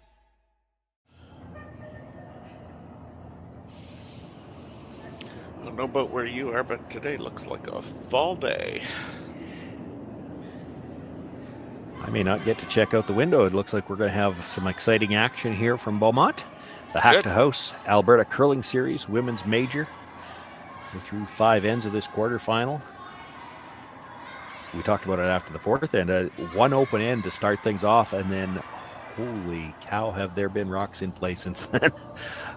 Some nice angle runs attempted last end. Just missed her first one. Yoshimura makes an outstanding double run to a stone at the back of the forefoot with her final stone to pick up the deuce. Just 1 point separating these teams as we begin play here in the 6th end. Cameron has the lead and the hammer.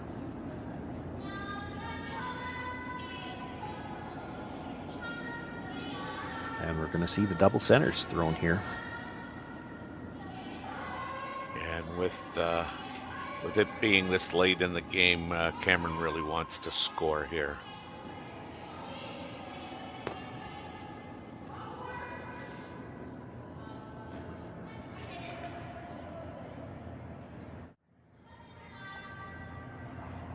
Got another look at that double raise here from the last end. Threw a little more weight than I thought she would have played. She could have played this just as a draw. There's a little bit of risk with that. She had to make sure she stayed on the outside. If she gets too much to the nose of the first one, there's a danger that she could have given up a steal. But that's how she knew how to make the angle. Hit it perfectly. Drove it dead onto the stone at the back. That's always the way it works. The last stone where it doesn't matter if you roll behind cover, she actually spins it up in behind. Yeah. It gets the roll she wouldn't need at that point in time, but that's right. It looks that was pretty on camera. Yeah. Yeah, it was so well executed. And again, knowing the angles is so important. Yeah, that's a part of it, right? Like I would have been scared to throw it with that much weight because of the risk, but that's how she knew where she was going to hit it where she needed to. She knew that the line for that weight made it perfect.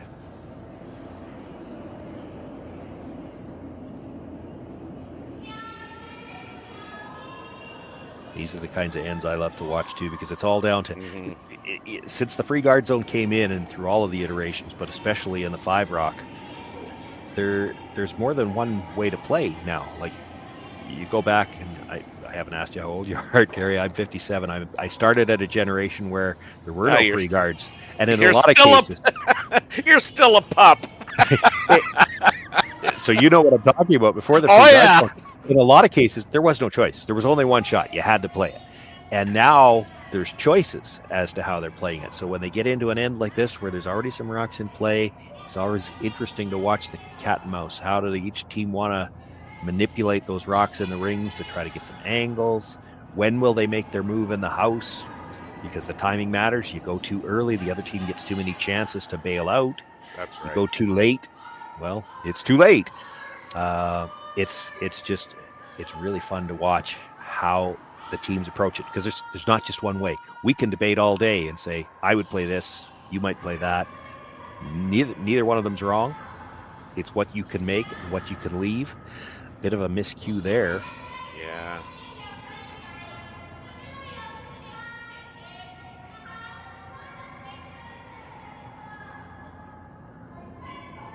After all those really good quality shots, a wide open hit, it basically gets gassed. Yeah, Shot Rock is the Yellowstone belonging to Cameron at the back of the 8-foot, but Yoshimura ignoring it for now, trying to get one around cover in front of the tee line if they can.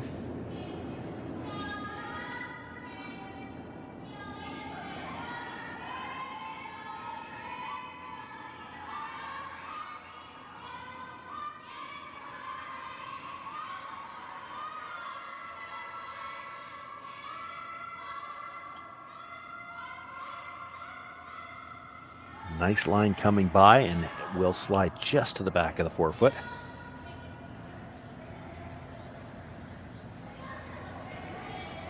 Even a shot like that, there's the difference between last rock and first rock. If you've got last rock there, you desperately want that stone in front of the tee line. Without last rock, the top priority is get it buried. And if they come to the back of the tee line, ideally it would have been in front of the tee line, but they're okay if Cameron just freezes to that. Yeah.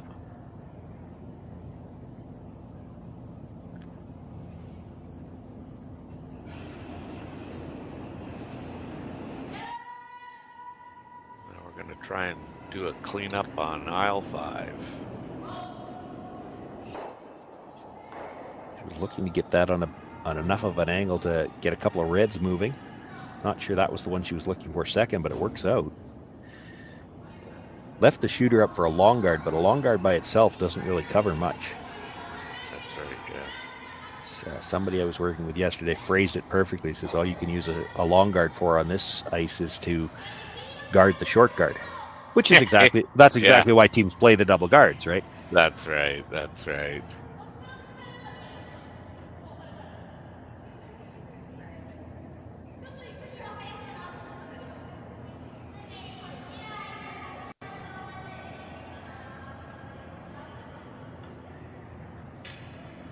And just looking ahead, I'm sure Kate's also looked at the possibility of that cross-ice double there. And Yeah, just the way they're angled, I think it's coming onto the back yellow if she has to play It probably is. But at least it's an out, potentially. Yoshimura looked at her options as well, but they're going to look to replace the tight guard. Yeah. Try to get this under the yellow as much as they can so that the double peel's not easy, maybe not even an option. This looks like it might have a lot of weight, though.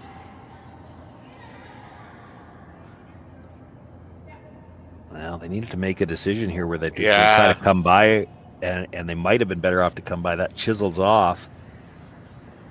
It might have stopped just in time. I don't think if she drives it by the yellow, it'll catch the red in the rings. It looks like, to me, it would. Yeah. If she misses the yellow, she's missing the red too. But boy, if that rolls another inch, she leaves her a double.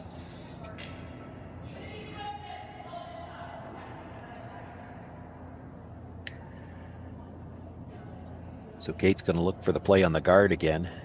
And it looks like she's trying to run it into the middles. I'd be tempted here to run it towards that stone on the edge of the 8-foot. Make sure you roll your shooter out of the way. And if you ever stuck it on that stone on the edge of the 8-foot, you're in great shape. And I think she saw that and actually put that in as an option. This is close to that. Yeah, very close. Oh, just over the top of it.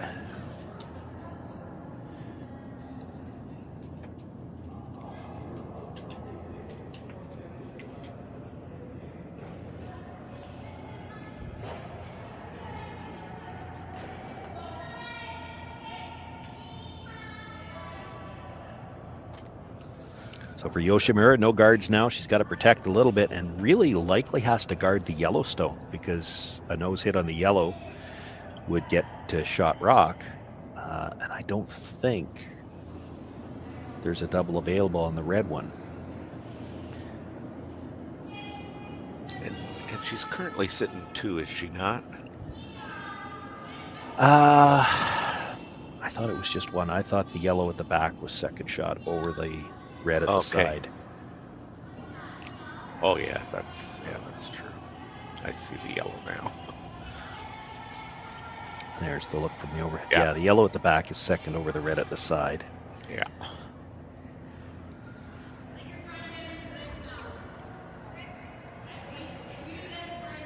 Now that long angle run on the one in the corner is still there, but now it's a red that you're running in, so unless you spill them both, it doesn't really help you.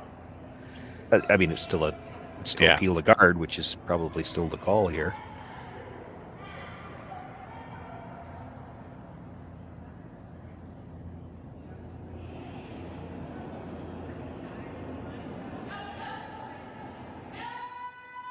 There's a bunch of options here by playing this, I think. You'd run this chisel like there you go. That's what I was talking about. That I just didn't get out of my mouth. Sometimes it would be easier to draw, but they haven't invested in Telestrator for us yet. I know. I'm going, how do I explain that? There's so many angles. Yeah. One more look at it. Comes straight back on the guard. It'll clip the red stone at the top of the 8-foot. That means the run back stone comes across the top of the stone on the yellow and pushes it more or less straight back. Kills shot rock, and the yellow hangs around at the edge of the 12-foot at the back too. Yeah, that's so important. We're on to skip stones here in the 6th end. Yoshimura looking to make the hit. And I didn't see the indication. She could play the double. It's definitely there. She doesn't have to because she's going to sit 2 even if she just hits this and stays right there. I don't think she wants to roll behind cover because that might leave a double back to sit 2.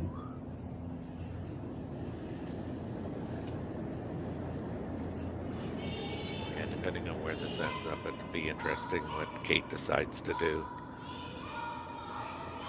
Boy, this looks like they're thinking about rolling behind cover. Oh no, they're just going to get the nose. That's what I'd have been looking at. Nose or even roll towards that. No double there now because it's going to go into the yellow for sure. Now, if you're Kate Cameron and you know you're going to get forced, why not come around the guard and get forced to 2? Well, yeah, I mean, it's now can you make a skip's deuce?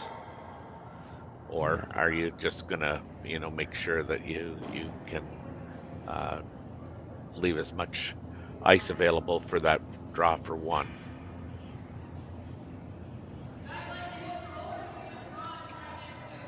She's still looking at hitting something. I'm surprised they haven't discussed the option of the draw. I'm sure they're probably saying that guard is so high up there that no matter where we put it, it will be a relatively easy shot to sit 3 for the Japanese team. That I mean, I think now they're kind of looking at that whole philosophy of, if I'm sitting, the worst I can do if I play the hit is I'll be down, and this is the absolute worst. We'll be down 2 or 1. Sorry. Yeah, I think they may have With settled the on the draw. And Yeah. I like the draw because you can get this, and they even tapped it. We're going to use the dinosaur. You could put it right on the dinosaur's nostril at the top of the 8. You'd be shot rock, and there is a chance that if Yoshimura goes after it, she's got a rock she could jam it on. You don't have to be any deeper than that. You just have to be deep enough to be shot rock buried.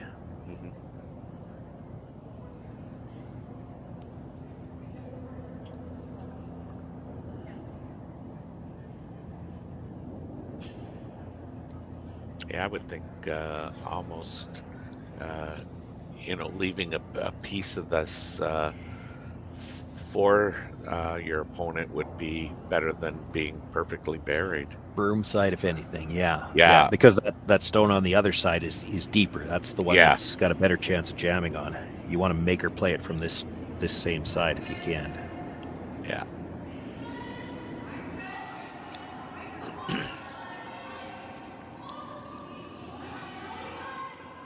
Looks like a lot of room, but it's going to curl. The bigger problem is well, now it's looking like it's digging in.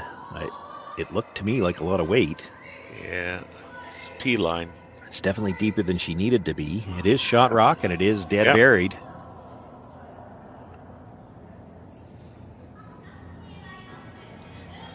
But that guard is high. There is a lot of finish, as we've said.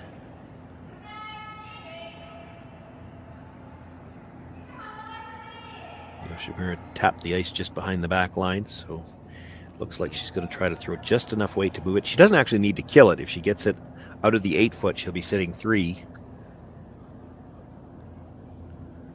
That's right, yeah.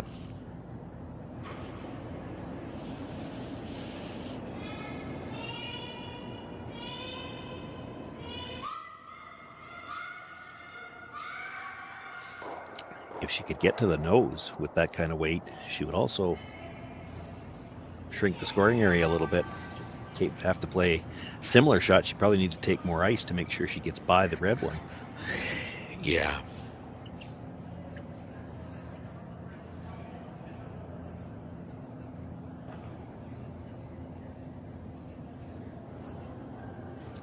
This is where the sweepers are so critical too. Not only with their sweeping, but communicating kind of the weight down to the ice.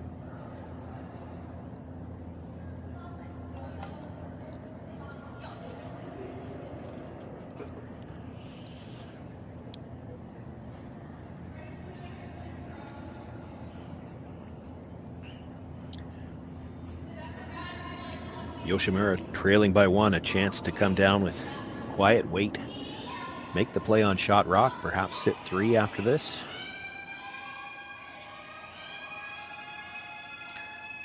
And this is looking really good. Once they're by, you'll see them either get off or look to sweep from the other side for curl. She'll get enough to pass it through. Sits 3. Good shot. Kate simply puts the broom down for the quiet hit on the one that was just thrown. She'll try to hit it on the nose, pick up her single that way. Yoshimura, that angle that she's got on the red-yellow at the back, helping her quite a bit too, because there could be a triple there if it wasn't for the fact that yellow's there. It jams if you try the triple.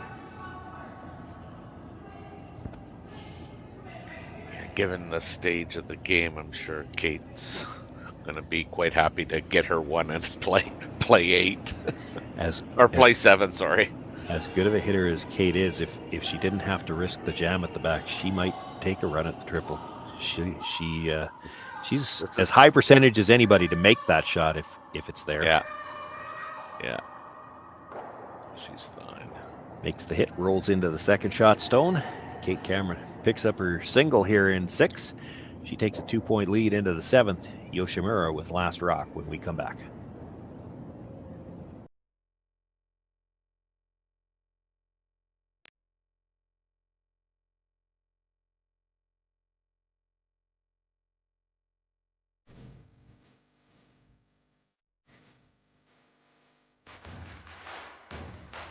Imagine being able to stream every curling game from every sheet from any event, be it your Wednesday league game, bonspiel, or corporate event. Curling Stadium offers an all-inclusive streaming solution featuring high-quality cameras, ease of use, great reliability, and minimal installation. Offering your sponsors customizable ad space on your streamed curling games and being able to sell video packages to your corporate events for increased revenue. With Curling Stadium, you can stream to any device, be it your mobile phone, tablet, or computer. Push the feed to your desired platform, be it Facebook, YouTube, or any other social media. Curling Stadium is simply the way forward. Where it's commonplace in other sports to televise every game, we want to do the same. Curling is a global sport, and it's time it gets the coverage it needs. Make your curling club the next Curling Stadium. They may be late. Yeah. We're just speculating here amongst ourselves whether or not the next draw is going to be on time. Semifinals scheduled for 12 noon, but we still don't know who's playing in it. And I dare say it's probably going to be at least 2 more ends until we find out, and it might be 3. Yeah. The way this game has gone, it's been a very entertaining game.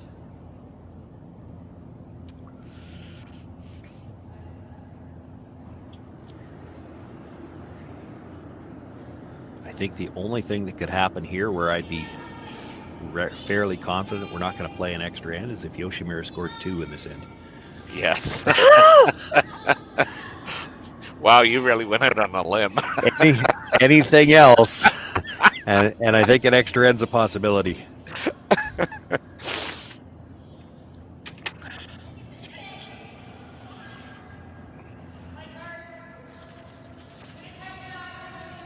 First stone of this 7th end brought into the rings. You see the corner guard go up from Yoshimura's team. Kate Cameron now calling for another stone towards the middle.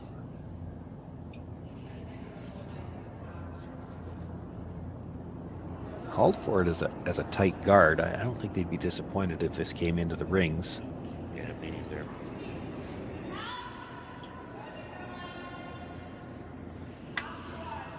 And I say that mostly because I don't think Yoshimura would hit it yet. No, I don't think so either.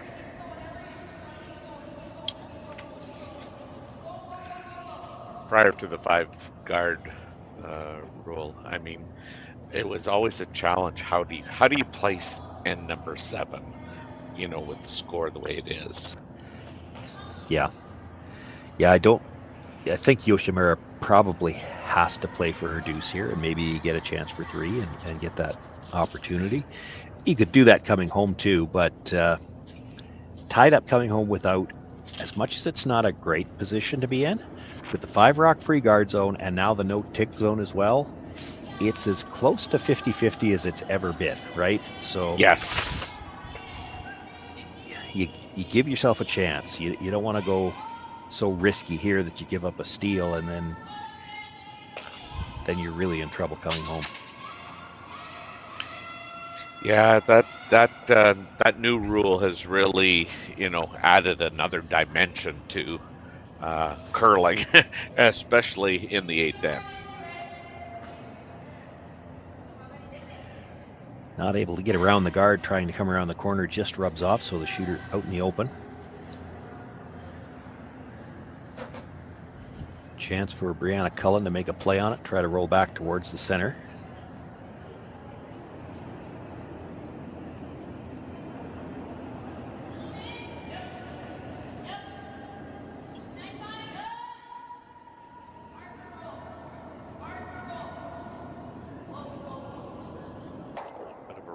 there will be good too.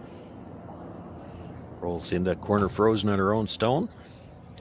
This part of the game has never changed, free guard or not. You know, the team without last rock wants to play the end in the middle of the house. The team with last rock would like to play it on the corners. Yeah. She's got a little work to do to get the play away from the middle right now.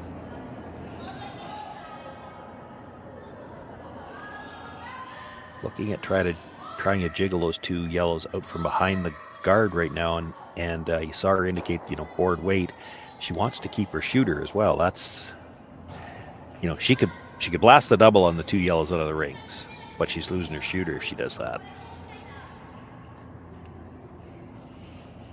Yeah, and the shooter really needs to stick around here. Yeah.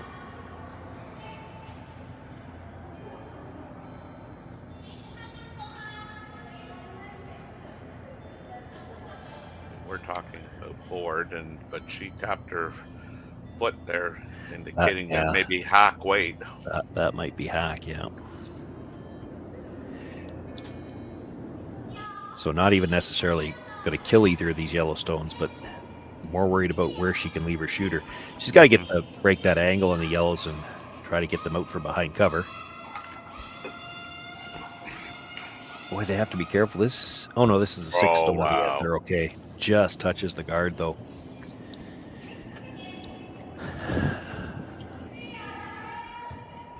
Those are just the worst feeling. You've touched the guard, but not enough to get it out of the way, and still missed the rocks in the house. Now does Kate get rid of that corner guard? Yeah. That would be. You'd sure have to think about it, wouldn't you? Mm-hmm.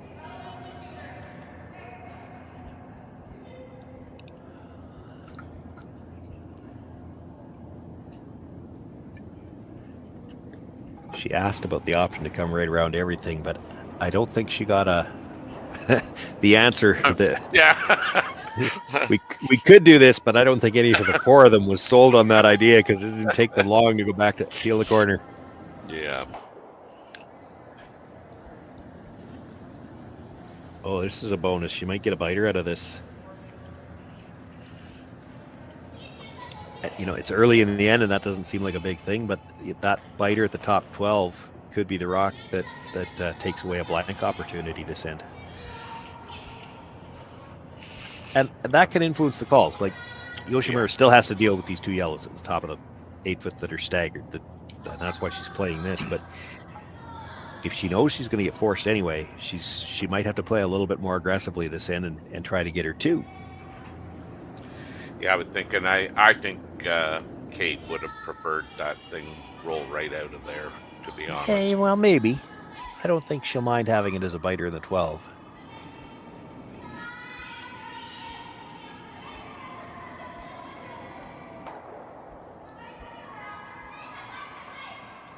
Now, can they hang the shooter around? And they do. That was so important to keep that shooter in play. But it's looks fourth, though. Looks like Kate's, 1, 2, 3. So she doesn't actually have to play it.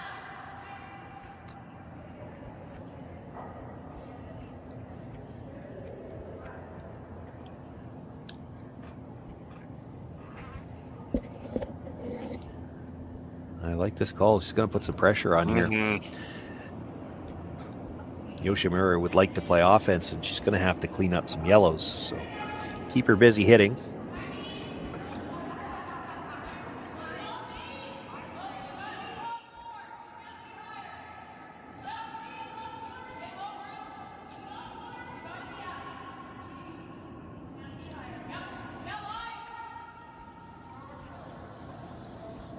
This is almost too tight by the guard. They can't really go, or it'll come out in the open. Yeah.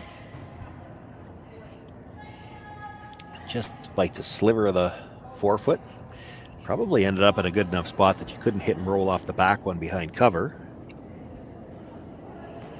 that'd be a tough shot, man. She could come off the one lone yellow rock on the other side of the sheet, play the hit and roll into shot rock. Yep. But now the position of that Yellowstone that was just delivered might be available for a short run back. So they're going to make a play on the stone that was just delivered first by the looks of it.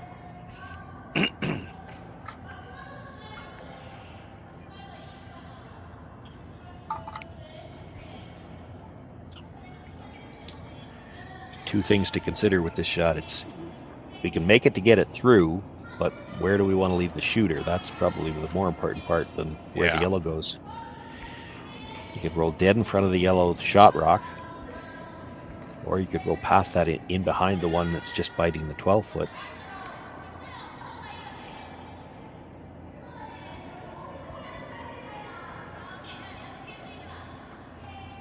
Looks like she wants to play this with quiet weight too, and maybe just set up a wall of yellows at the back. Yeah, she's called for back line, so.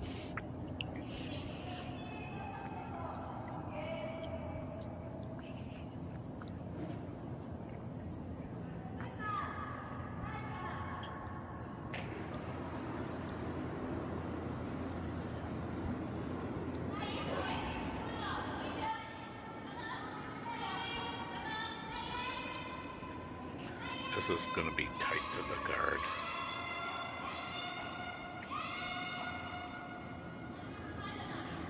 I think it's going to be that tight to the guard where you hear it chink off of it. Actually came across and touched that yellow at the top of the 12-foot a little further into the rings. Yeah. I think both teams were pretty sure it was fourth already. It looked like it was to me. Mm-hmm. Move the center guard a little bit, though. So now you could actually make the double in the roll behind cover. Cameron knows that. How do we want to address it?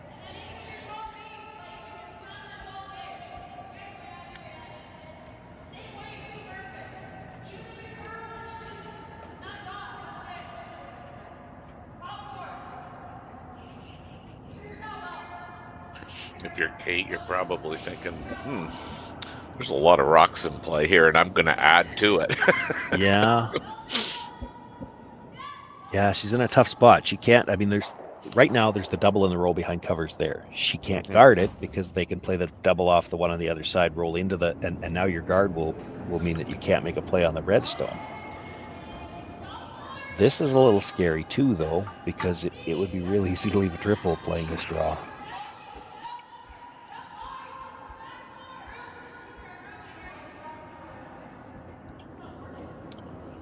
This has got all the weight that it needs. That's, right to the tee line.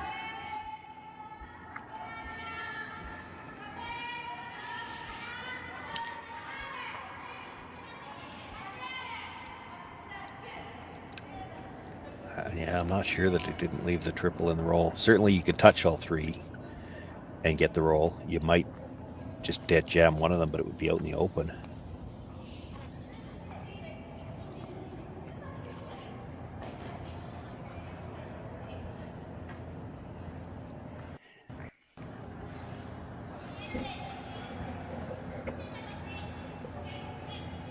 You saw the gesture. She's going to have to hit this just off the nose. And she's going to have to hit it with a little bit of weight because she's hitting fairly close to the nose.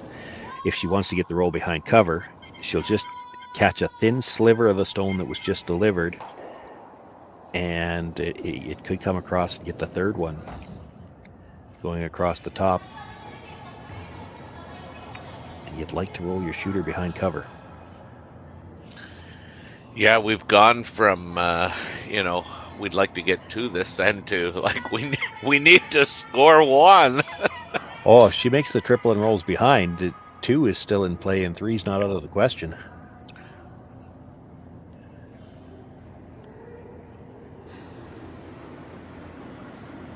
So this is the third last rock. Needs to be really close to the nose. I think it's on the guard. Oh, wow. Look what I found. Yeah. Yeah. Rubbed the guard, hit another stone, came back, ends up killing the second shot stone. Now, do you have to play it if you're Kate? The instinct is you just go to hit that stone because it's open, but what could she do with it? Like if she can't make the double on the yellows anymore, it's coming into the red.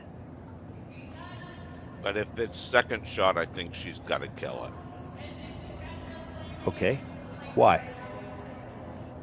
Don't ask me those. Well, I'm just saying. Yeah, well, I mean, yeah. I think she has to kill it because what's left for Yeah, the true. Japanese gal is the, kind of the freeze, and you just don't want to leave that rock in play as being second shot. At least I don't think that would be where I would go. I wouldn't mind hitting and spilling right out.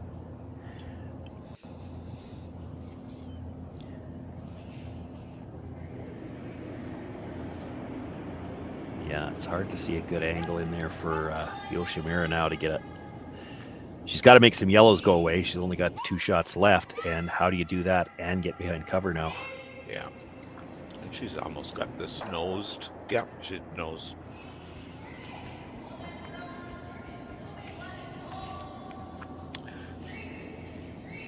I'd like to be making lemonade right now, so I'd be good.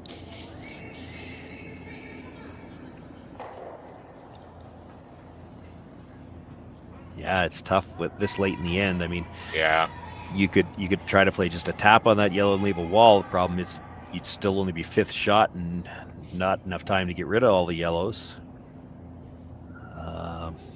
Any kind of hit, your shooter's going to be open.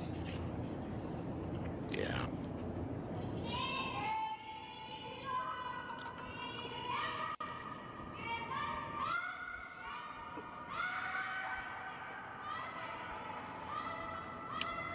Not really seeing much else. Is she? Neither do I. Well, and she's standing where she's looking at the double. The double doesn't help you because you're still sitting 3rd, and there's no double available in the other 2. But I don't mind that double.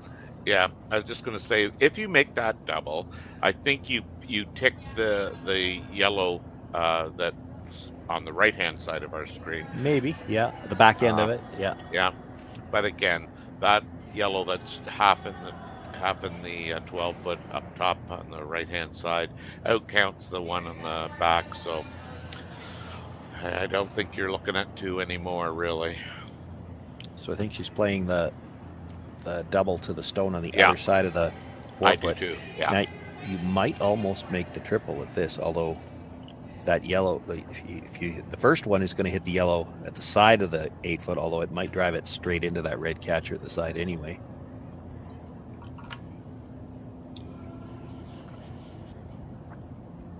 Doesn't really matter what happens with those. The most important thing here is to give yourself an open shot for the last one. Yeah. Yeah, this end just hasn't worked out for the Japanese team. No, they were just not able to get an angle. Kate Cameron kept putting the pressure on. She never really got a chance to use the corners either. She had to try to address the rocks in the middle and just never was able to do that. A couple of red rubs on guards that you wouldn't have expected with the weight they were throwing.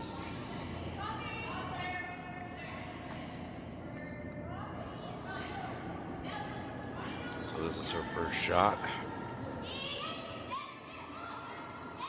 It's humming. This looks pretty close to that double that we talked about, Shawn. Comes across now. Could she spin up behind the cover? She got this. 4 of them moving. Look at this! Wow.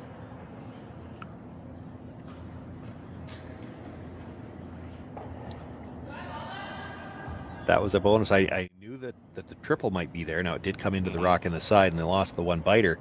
But she actually gets all 4 of them moving here. Take one more look at it. Hits the first one, rattles it between those 2 yellows. It did catch the red off the side. Actually rattled between those 2 yellows solid enough. That's the stone that stayed in the back of the 12-foot for shot rock. I guess Kate's options are draw and sit 2 or just run this through and she'll still sit 2. Yeah, doesn't need to stay here. That looks like tight ice, but keep in mind, Kate's got that little motion on her out turn, so she'll take a little bit of negative ice when she's trying to play this hit. Yeah. Oh, it might not have. She's got it. Yeah, she's good. Fine, Makes the hit. The shooter rolls out. She sits 2.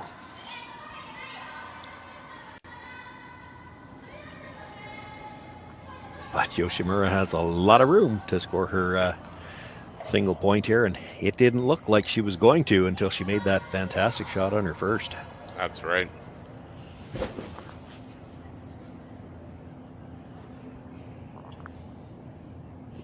And Team Cameron, they've got to be really happy with, what they've left the Japanese team here for her last shot. Oh, absolutely. If you'd asked them before the end started, could we be 1-up with last rock coming home? They're pretty happy with that. Yes. It looked like they might have had a chance for a steal. And if she doesn't make at least the triple there, maybe they're throwing a guard and trying to steal with the last one. Yeah. So,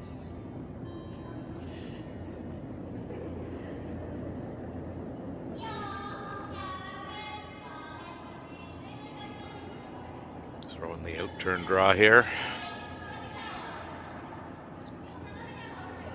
Sweepers haven't jumped on this, but they've been keeping it clean. Looks good. And we got a 6-5 game.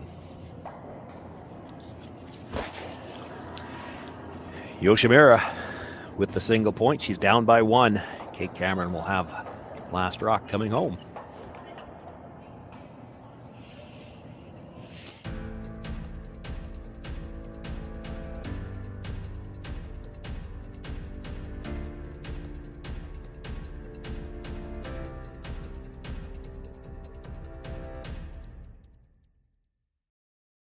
I don't remember a time when curling wasn't a part of my life. When I wasn't putting in the sweat and hard work to be the best that I can be. Clocking in the time, the effort to practice day in, day out. Curling is more than just a game. It's a family, a community. And when it's time to play, I know I'll be ready. Hardline, supporting hundreds of our next generation athletes. Calling all curlers, novice to pro.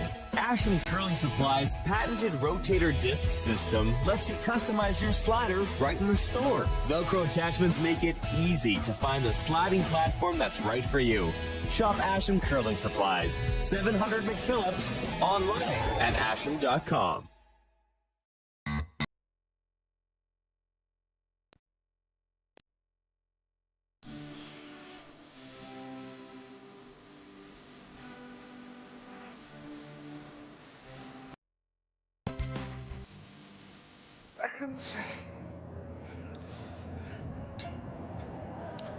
Well, at least one more end here to figure out who's going to move through to the semifinal. Quarterfinal action here.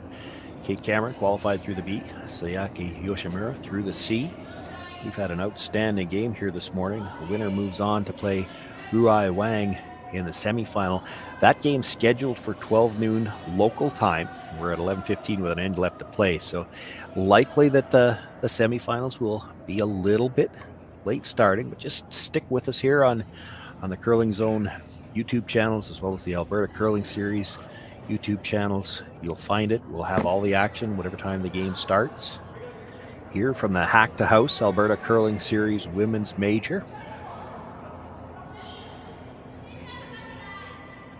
Shawn, Joyce, Terry, Corbin with you here this morning. We've been happy to bring an outstanding game to you. Boy, there's been a lot of angles to look at. Some great shot making.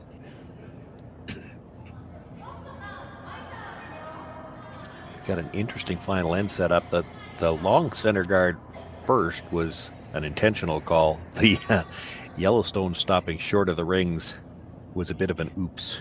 Yeah, that was a yikes, yeah.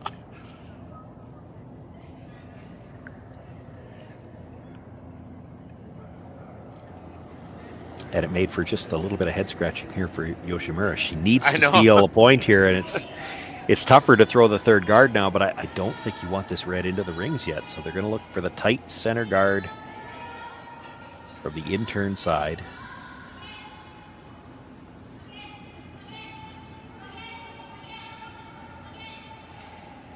It's a little bit yeah, that's pretty good. short. Well, they had to be calling a guard there. You come in, she could peel it. Kate Cameron can peel her own guard. but it's not an easy shot right now just because of the way they're sitting. So they're going to look to come around again.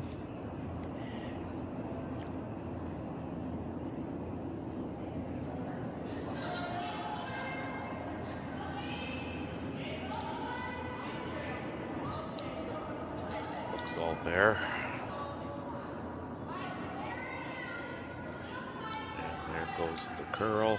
Yeah, they might have to make a decision if this is going to be behind the tee Yeah, line. it's going to be behind the tee line. Yeah, and that's just about the worst place you could leave it. If you think it's going to be behind the tee line, you'd be better off to sweep it to the back 8. Yeah. 4 rocks down. Yoshimura has 3 center guards and a rock right behind the button. She couldn't have asked for more to work with here. That's right. That's right. Even this would be greedy if you were asking for it. Yeah. Yeah, I think so. Yeah.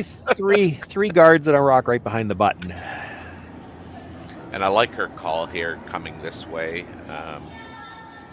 You might be tempted to come the other way, but the angle that you could set up if you're just not quite behind is much better this way. Yeah, I know what you mean, Terry. It kind of looks like the more natural just because of the yellows peeking out a little bit that way, but the way this ice has run all week, or for 2 weeks really, because the men were here last weekend, it doesn't matter. You can get there from either turn. And that's right. On this turn, here is a good example of it. She's a little bit short, and she's still dead buried. That's a pretty good rock. Yeah. Kate Cameron did that quick skips count to 5 and said, yep, we can start hitting things now. Now, these are lined up with a little bit of angle. If she's just a little off the nose on the red, she could maybe get all 3 guards here with one shot. There's going to be a guard definitely still. Yeah, she overcurled a whole lot. She needed to hit it off the center across the face of the yellow and might have got all 3 and at least rolled her shooter off the center line a bit. Leaves 2 lined up on the center. Yeah. And again, I mean, the ice being so good, I don't think, the Japanese team has to be in a hurry to, get shot rock. Like, you've got, both sides of the ice are open. Yeah, and there's not it's not a real easy double peel because of the distance between those 2 guards. So.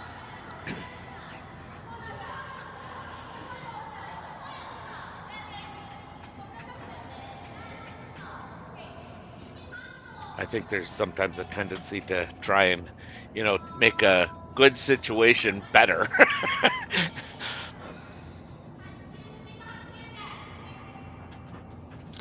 So they're going to play basically the same draw. Come down, try to tap their own up to frozen on the Yellowstone. And this is one where if you're a little light and just freeze the red and line them both up to the yellow, that's a good result too. I don't think you ever want to be heavy. You don't want to splash these so that there's an escape route for the red stone. You want to leave it frozen on top of the yellow. Exactly. Or short of it. You don't want to move that yellow. Yeah, this looks like they're going to be moving this looks heavy. Right now it doesn't look like they're going to be moving anything. Maybe the hack. Gets the tap, but so thin. That's just too much weight.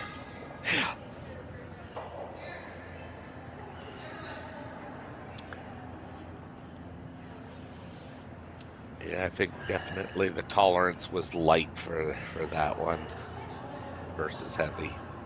So time for the conversation because it's hard. You peel the guard, and there is a pocket in that yellow-red.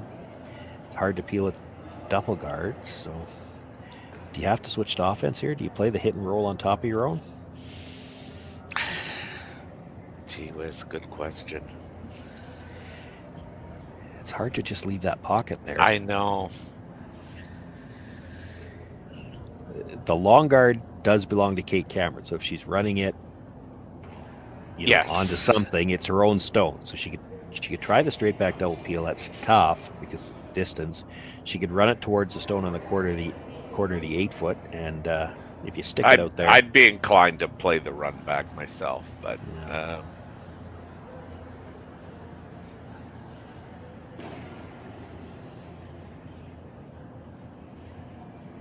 playing the guard with that much ice. I think she's just trying to peel it towards that stone on the edge of the 8-foot. And again, I mean, you're 1 point up here. It's not that you need to score, but if you could stick a stone out there that's your own, that might be something you could use at the end to come off of it. So that's the bonus. If she sticks it out there, it's not because she's trying to score 2. It's because she might be able to come off it at the end. Yeah, I certainly this is really current, but this is going to get the other. No, it's going to get nothing and stays there. Yeah, that's why it would have been very okay with just running that rock right off and say now your turn. I didn't notice the release, but I mean with the weight she threw where the broom was, I'm surprised that curled that much. Yeah. Don't know if she maybe got it started.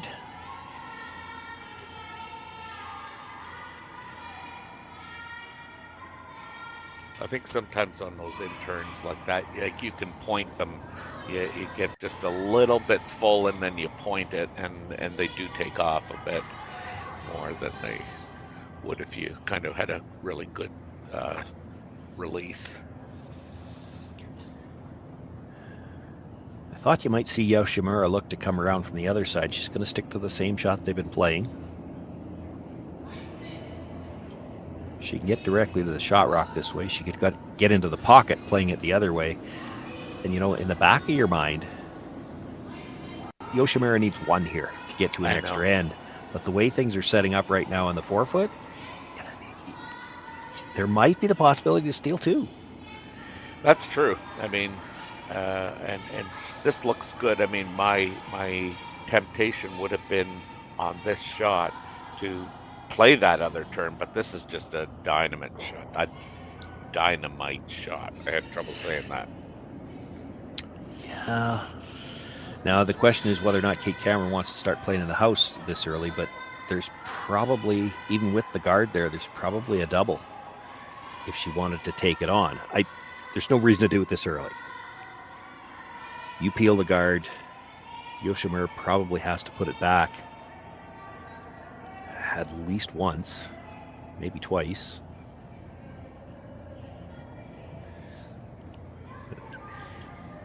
I don't think she would have many other options, really. Yeah, well, short of coming in and playing that same tap onto the freeze, and I don't think you do that this early. This is fun. This is another. It's that fun that I was talking about, where you watch the cat and mouse and watch the teams having to decide when they're going to make their move into the rings. Now you saw her tap the pocket. It's not that she's thinking of freezing. It's that's what she needs to guard, because that pocket allows Kate Cameron to make it double. That's right.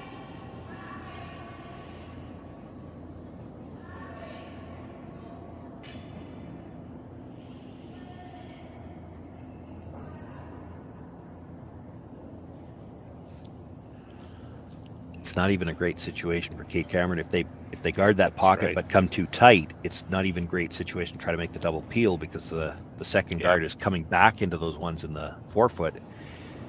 And if you lose that one off the back of the 4-foot and leave them top 4-foot with 2 or 3 rocks, she can guard. So it might not be a situation where you can even afford to play the double peel. I think this is pretty good.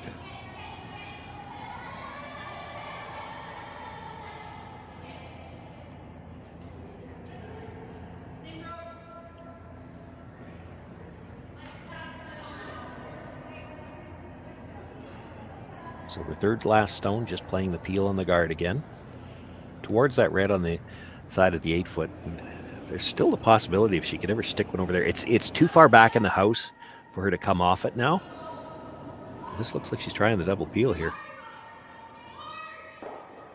This is clips it and thin enough to drive it over the top of everything.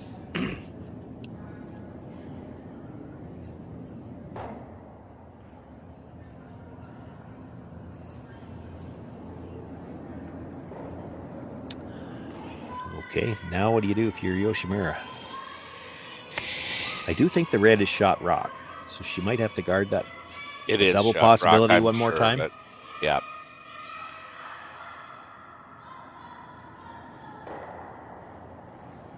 Okay, so if you can guard the double, I think she's right. I mean, she's got to guard that pocket yeah, again. and then presumably Kate Cameron has to peel it out. She because does. She can't get to shot rock. Do you do that again with your last one? Well, I'm gonna wait to see what happens, but I'm gonna say Well, almost. let me put it this way to you. If this was Yoshimura's last rock, are you still just guarding the pocket? I think if you guard the pocket, you're stealing, right? But you're would only guard stealing the one. pocket. Yeah, that's 100%. But I mean, if you don't guard the pocket, you may not be stealing one. You may be giving up one. So I mean, that's all Kate needs. So Now, the other option is you can come down with draw weight and just tap red onto yellow. Mhm. You only have to move it a few inches. You'd be sitting 3, and if you can keep them angled, like, what does she have?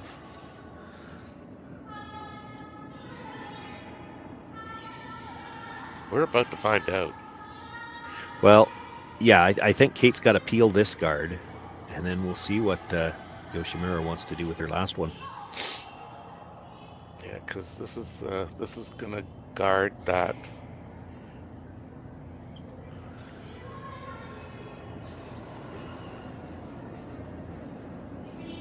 It would be tempting to come right in.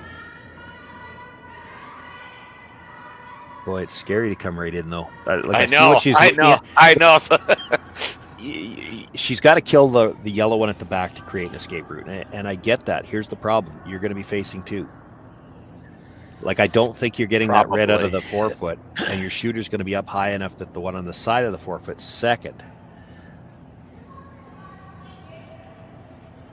Like, you play this now to make sure you got a shot to score. The problem is you might be facing the loss with your last one. I mean, I look at this and like, how does she doesn't sit one after this shot? No. But if you peel the guard, Yoshimura throws the guard again, and you have to go to an extra end. And Yoshimura would have the option to maybe just come down, tap that, stay frozen, and sit 3, and you got to make a double just to get to an extra end. Like, it's not a comfortable shot for Kate. She's going to have to leave them sitting 2 after this, but she almost has to move these now to make sure she's got a chance to score it all.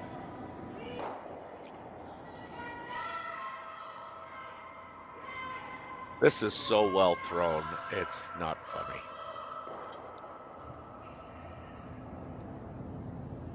Did exactly what she had to do. Yeah.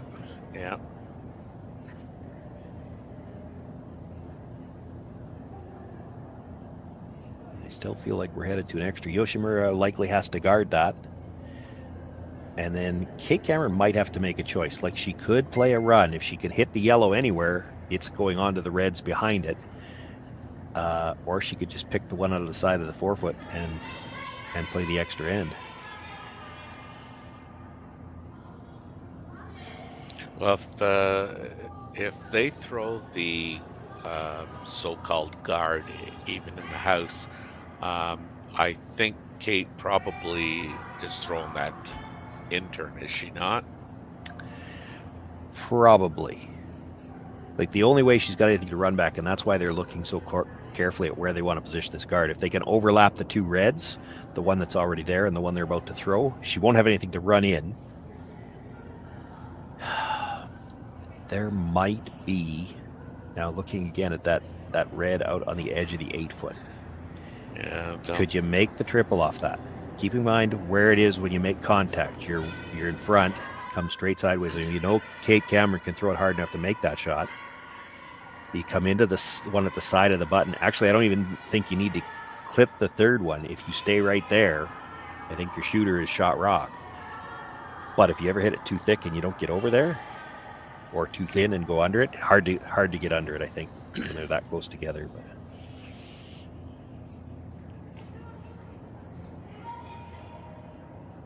I don't know if she would play that, because if you give up the steal of 2, you lose. Would you ever risk trying to hit the red at the side of the 4-foot, hit it thin enough to try to clip the shot rock? Because then you're flirting with missing it too. Yeah, I know.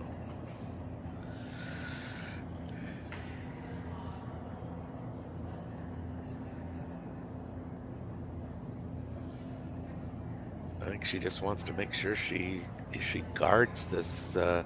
Well, and the overlap. I think she's afraid, and probably with good reason, that if you leave one of those reds available to run back, that Kate Cameron might play it.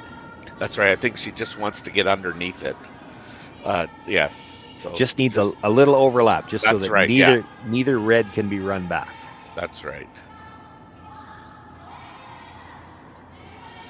This is to the at least to the rings, because I got 14-3. Yeah, too much weight and still a lot of line.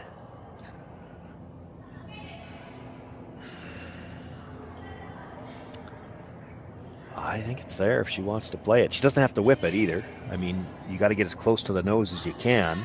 Mm-hmm. The danger is you rub the guard, you lose. You do, but I think this is the shot. Yeah. Well, she didn't waste much time. She's been looking at this scenario since the Japanese team went down to throw this last rock. So this is close enough together. She doesn't have to hit it right on the beak either. She could probably hit 3/4 and it's still gonna. I think you're absolutely right. Yeah, half might even touch it. Yeah, would have if I'm the Japanese team, I would have liked that certainly. Yeah, out a little further. So Kate Cameron with her final stone. She's got a 1-point lead, facing 2, looking for the short double run. Red onto yellow. This has got a onto curl something right in now. the rings. This has got a curl right now. It's close. Here it's real close. Yeah, she's got it. Red Very onto well yellow, done. onto shot, sticks right there. Kate Cameron punches her ticket. I hope she's not punching her chin. Tongue's not working well, and there's still 2 games left. Punches her ticket through to the semifinal, where she will face Ruai Wang. That game scheduled in about 25 minutes' time. I again expect that we might be a little bit late, but stick with us here on the Curling Stadium Beaumont. We will have all the action, all the games, commentary on all of the games going forward for the rest of the day as well. Through to the championship scheduled for 3 o'clock this afternoon. Shawn, Joyce, Terry Corbin, we were glad to bring this game to you, hoping we've got a couple more like that yet to come today. Thanks for joining us. We'll see you again for the semifinal.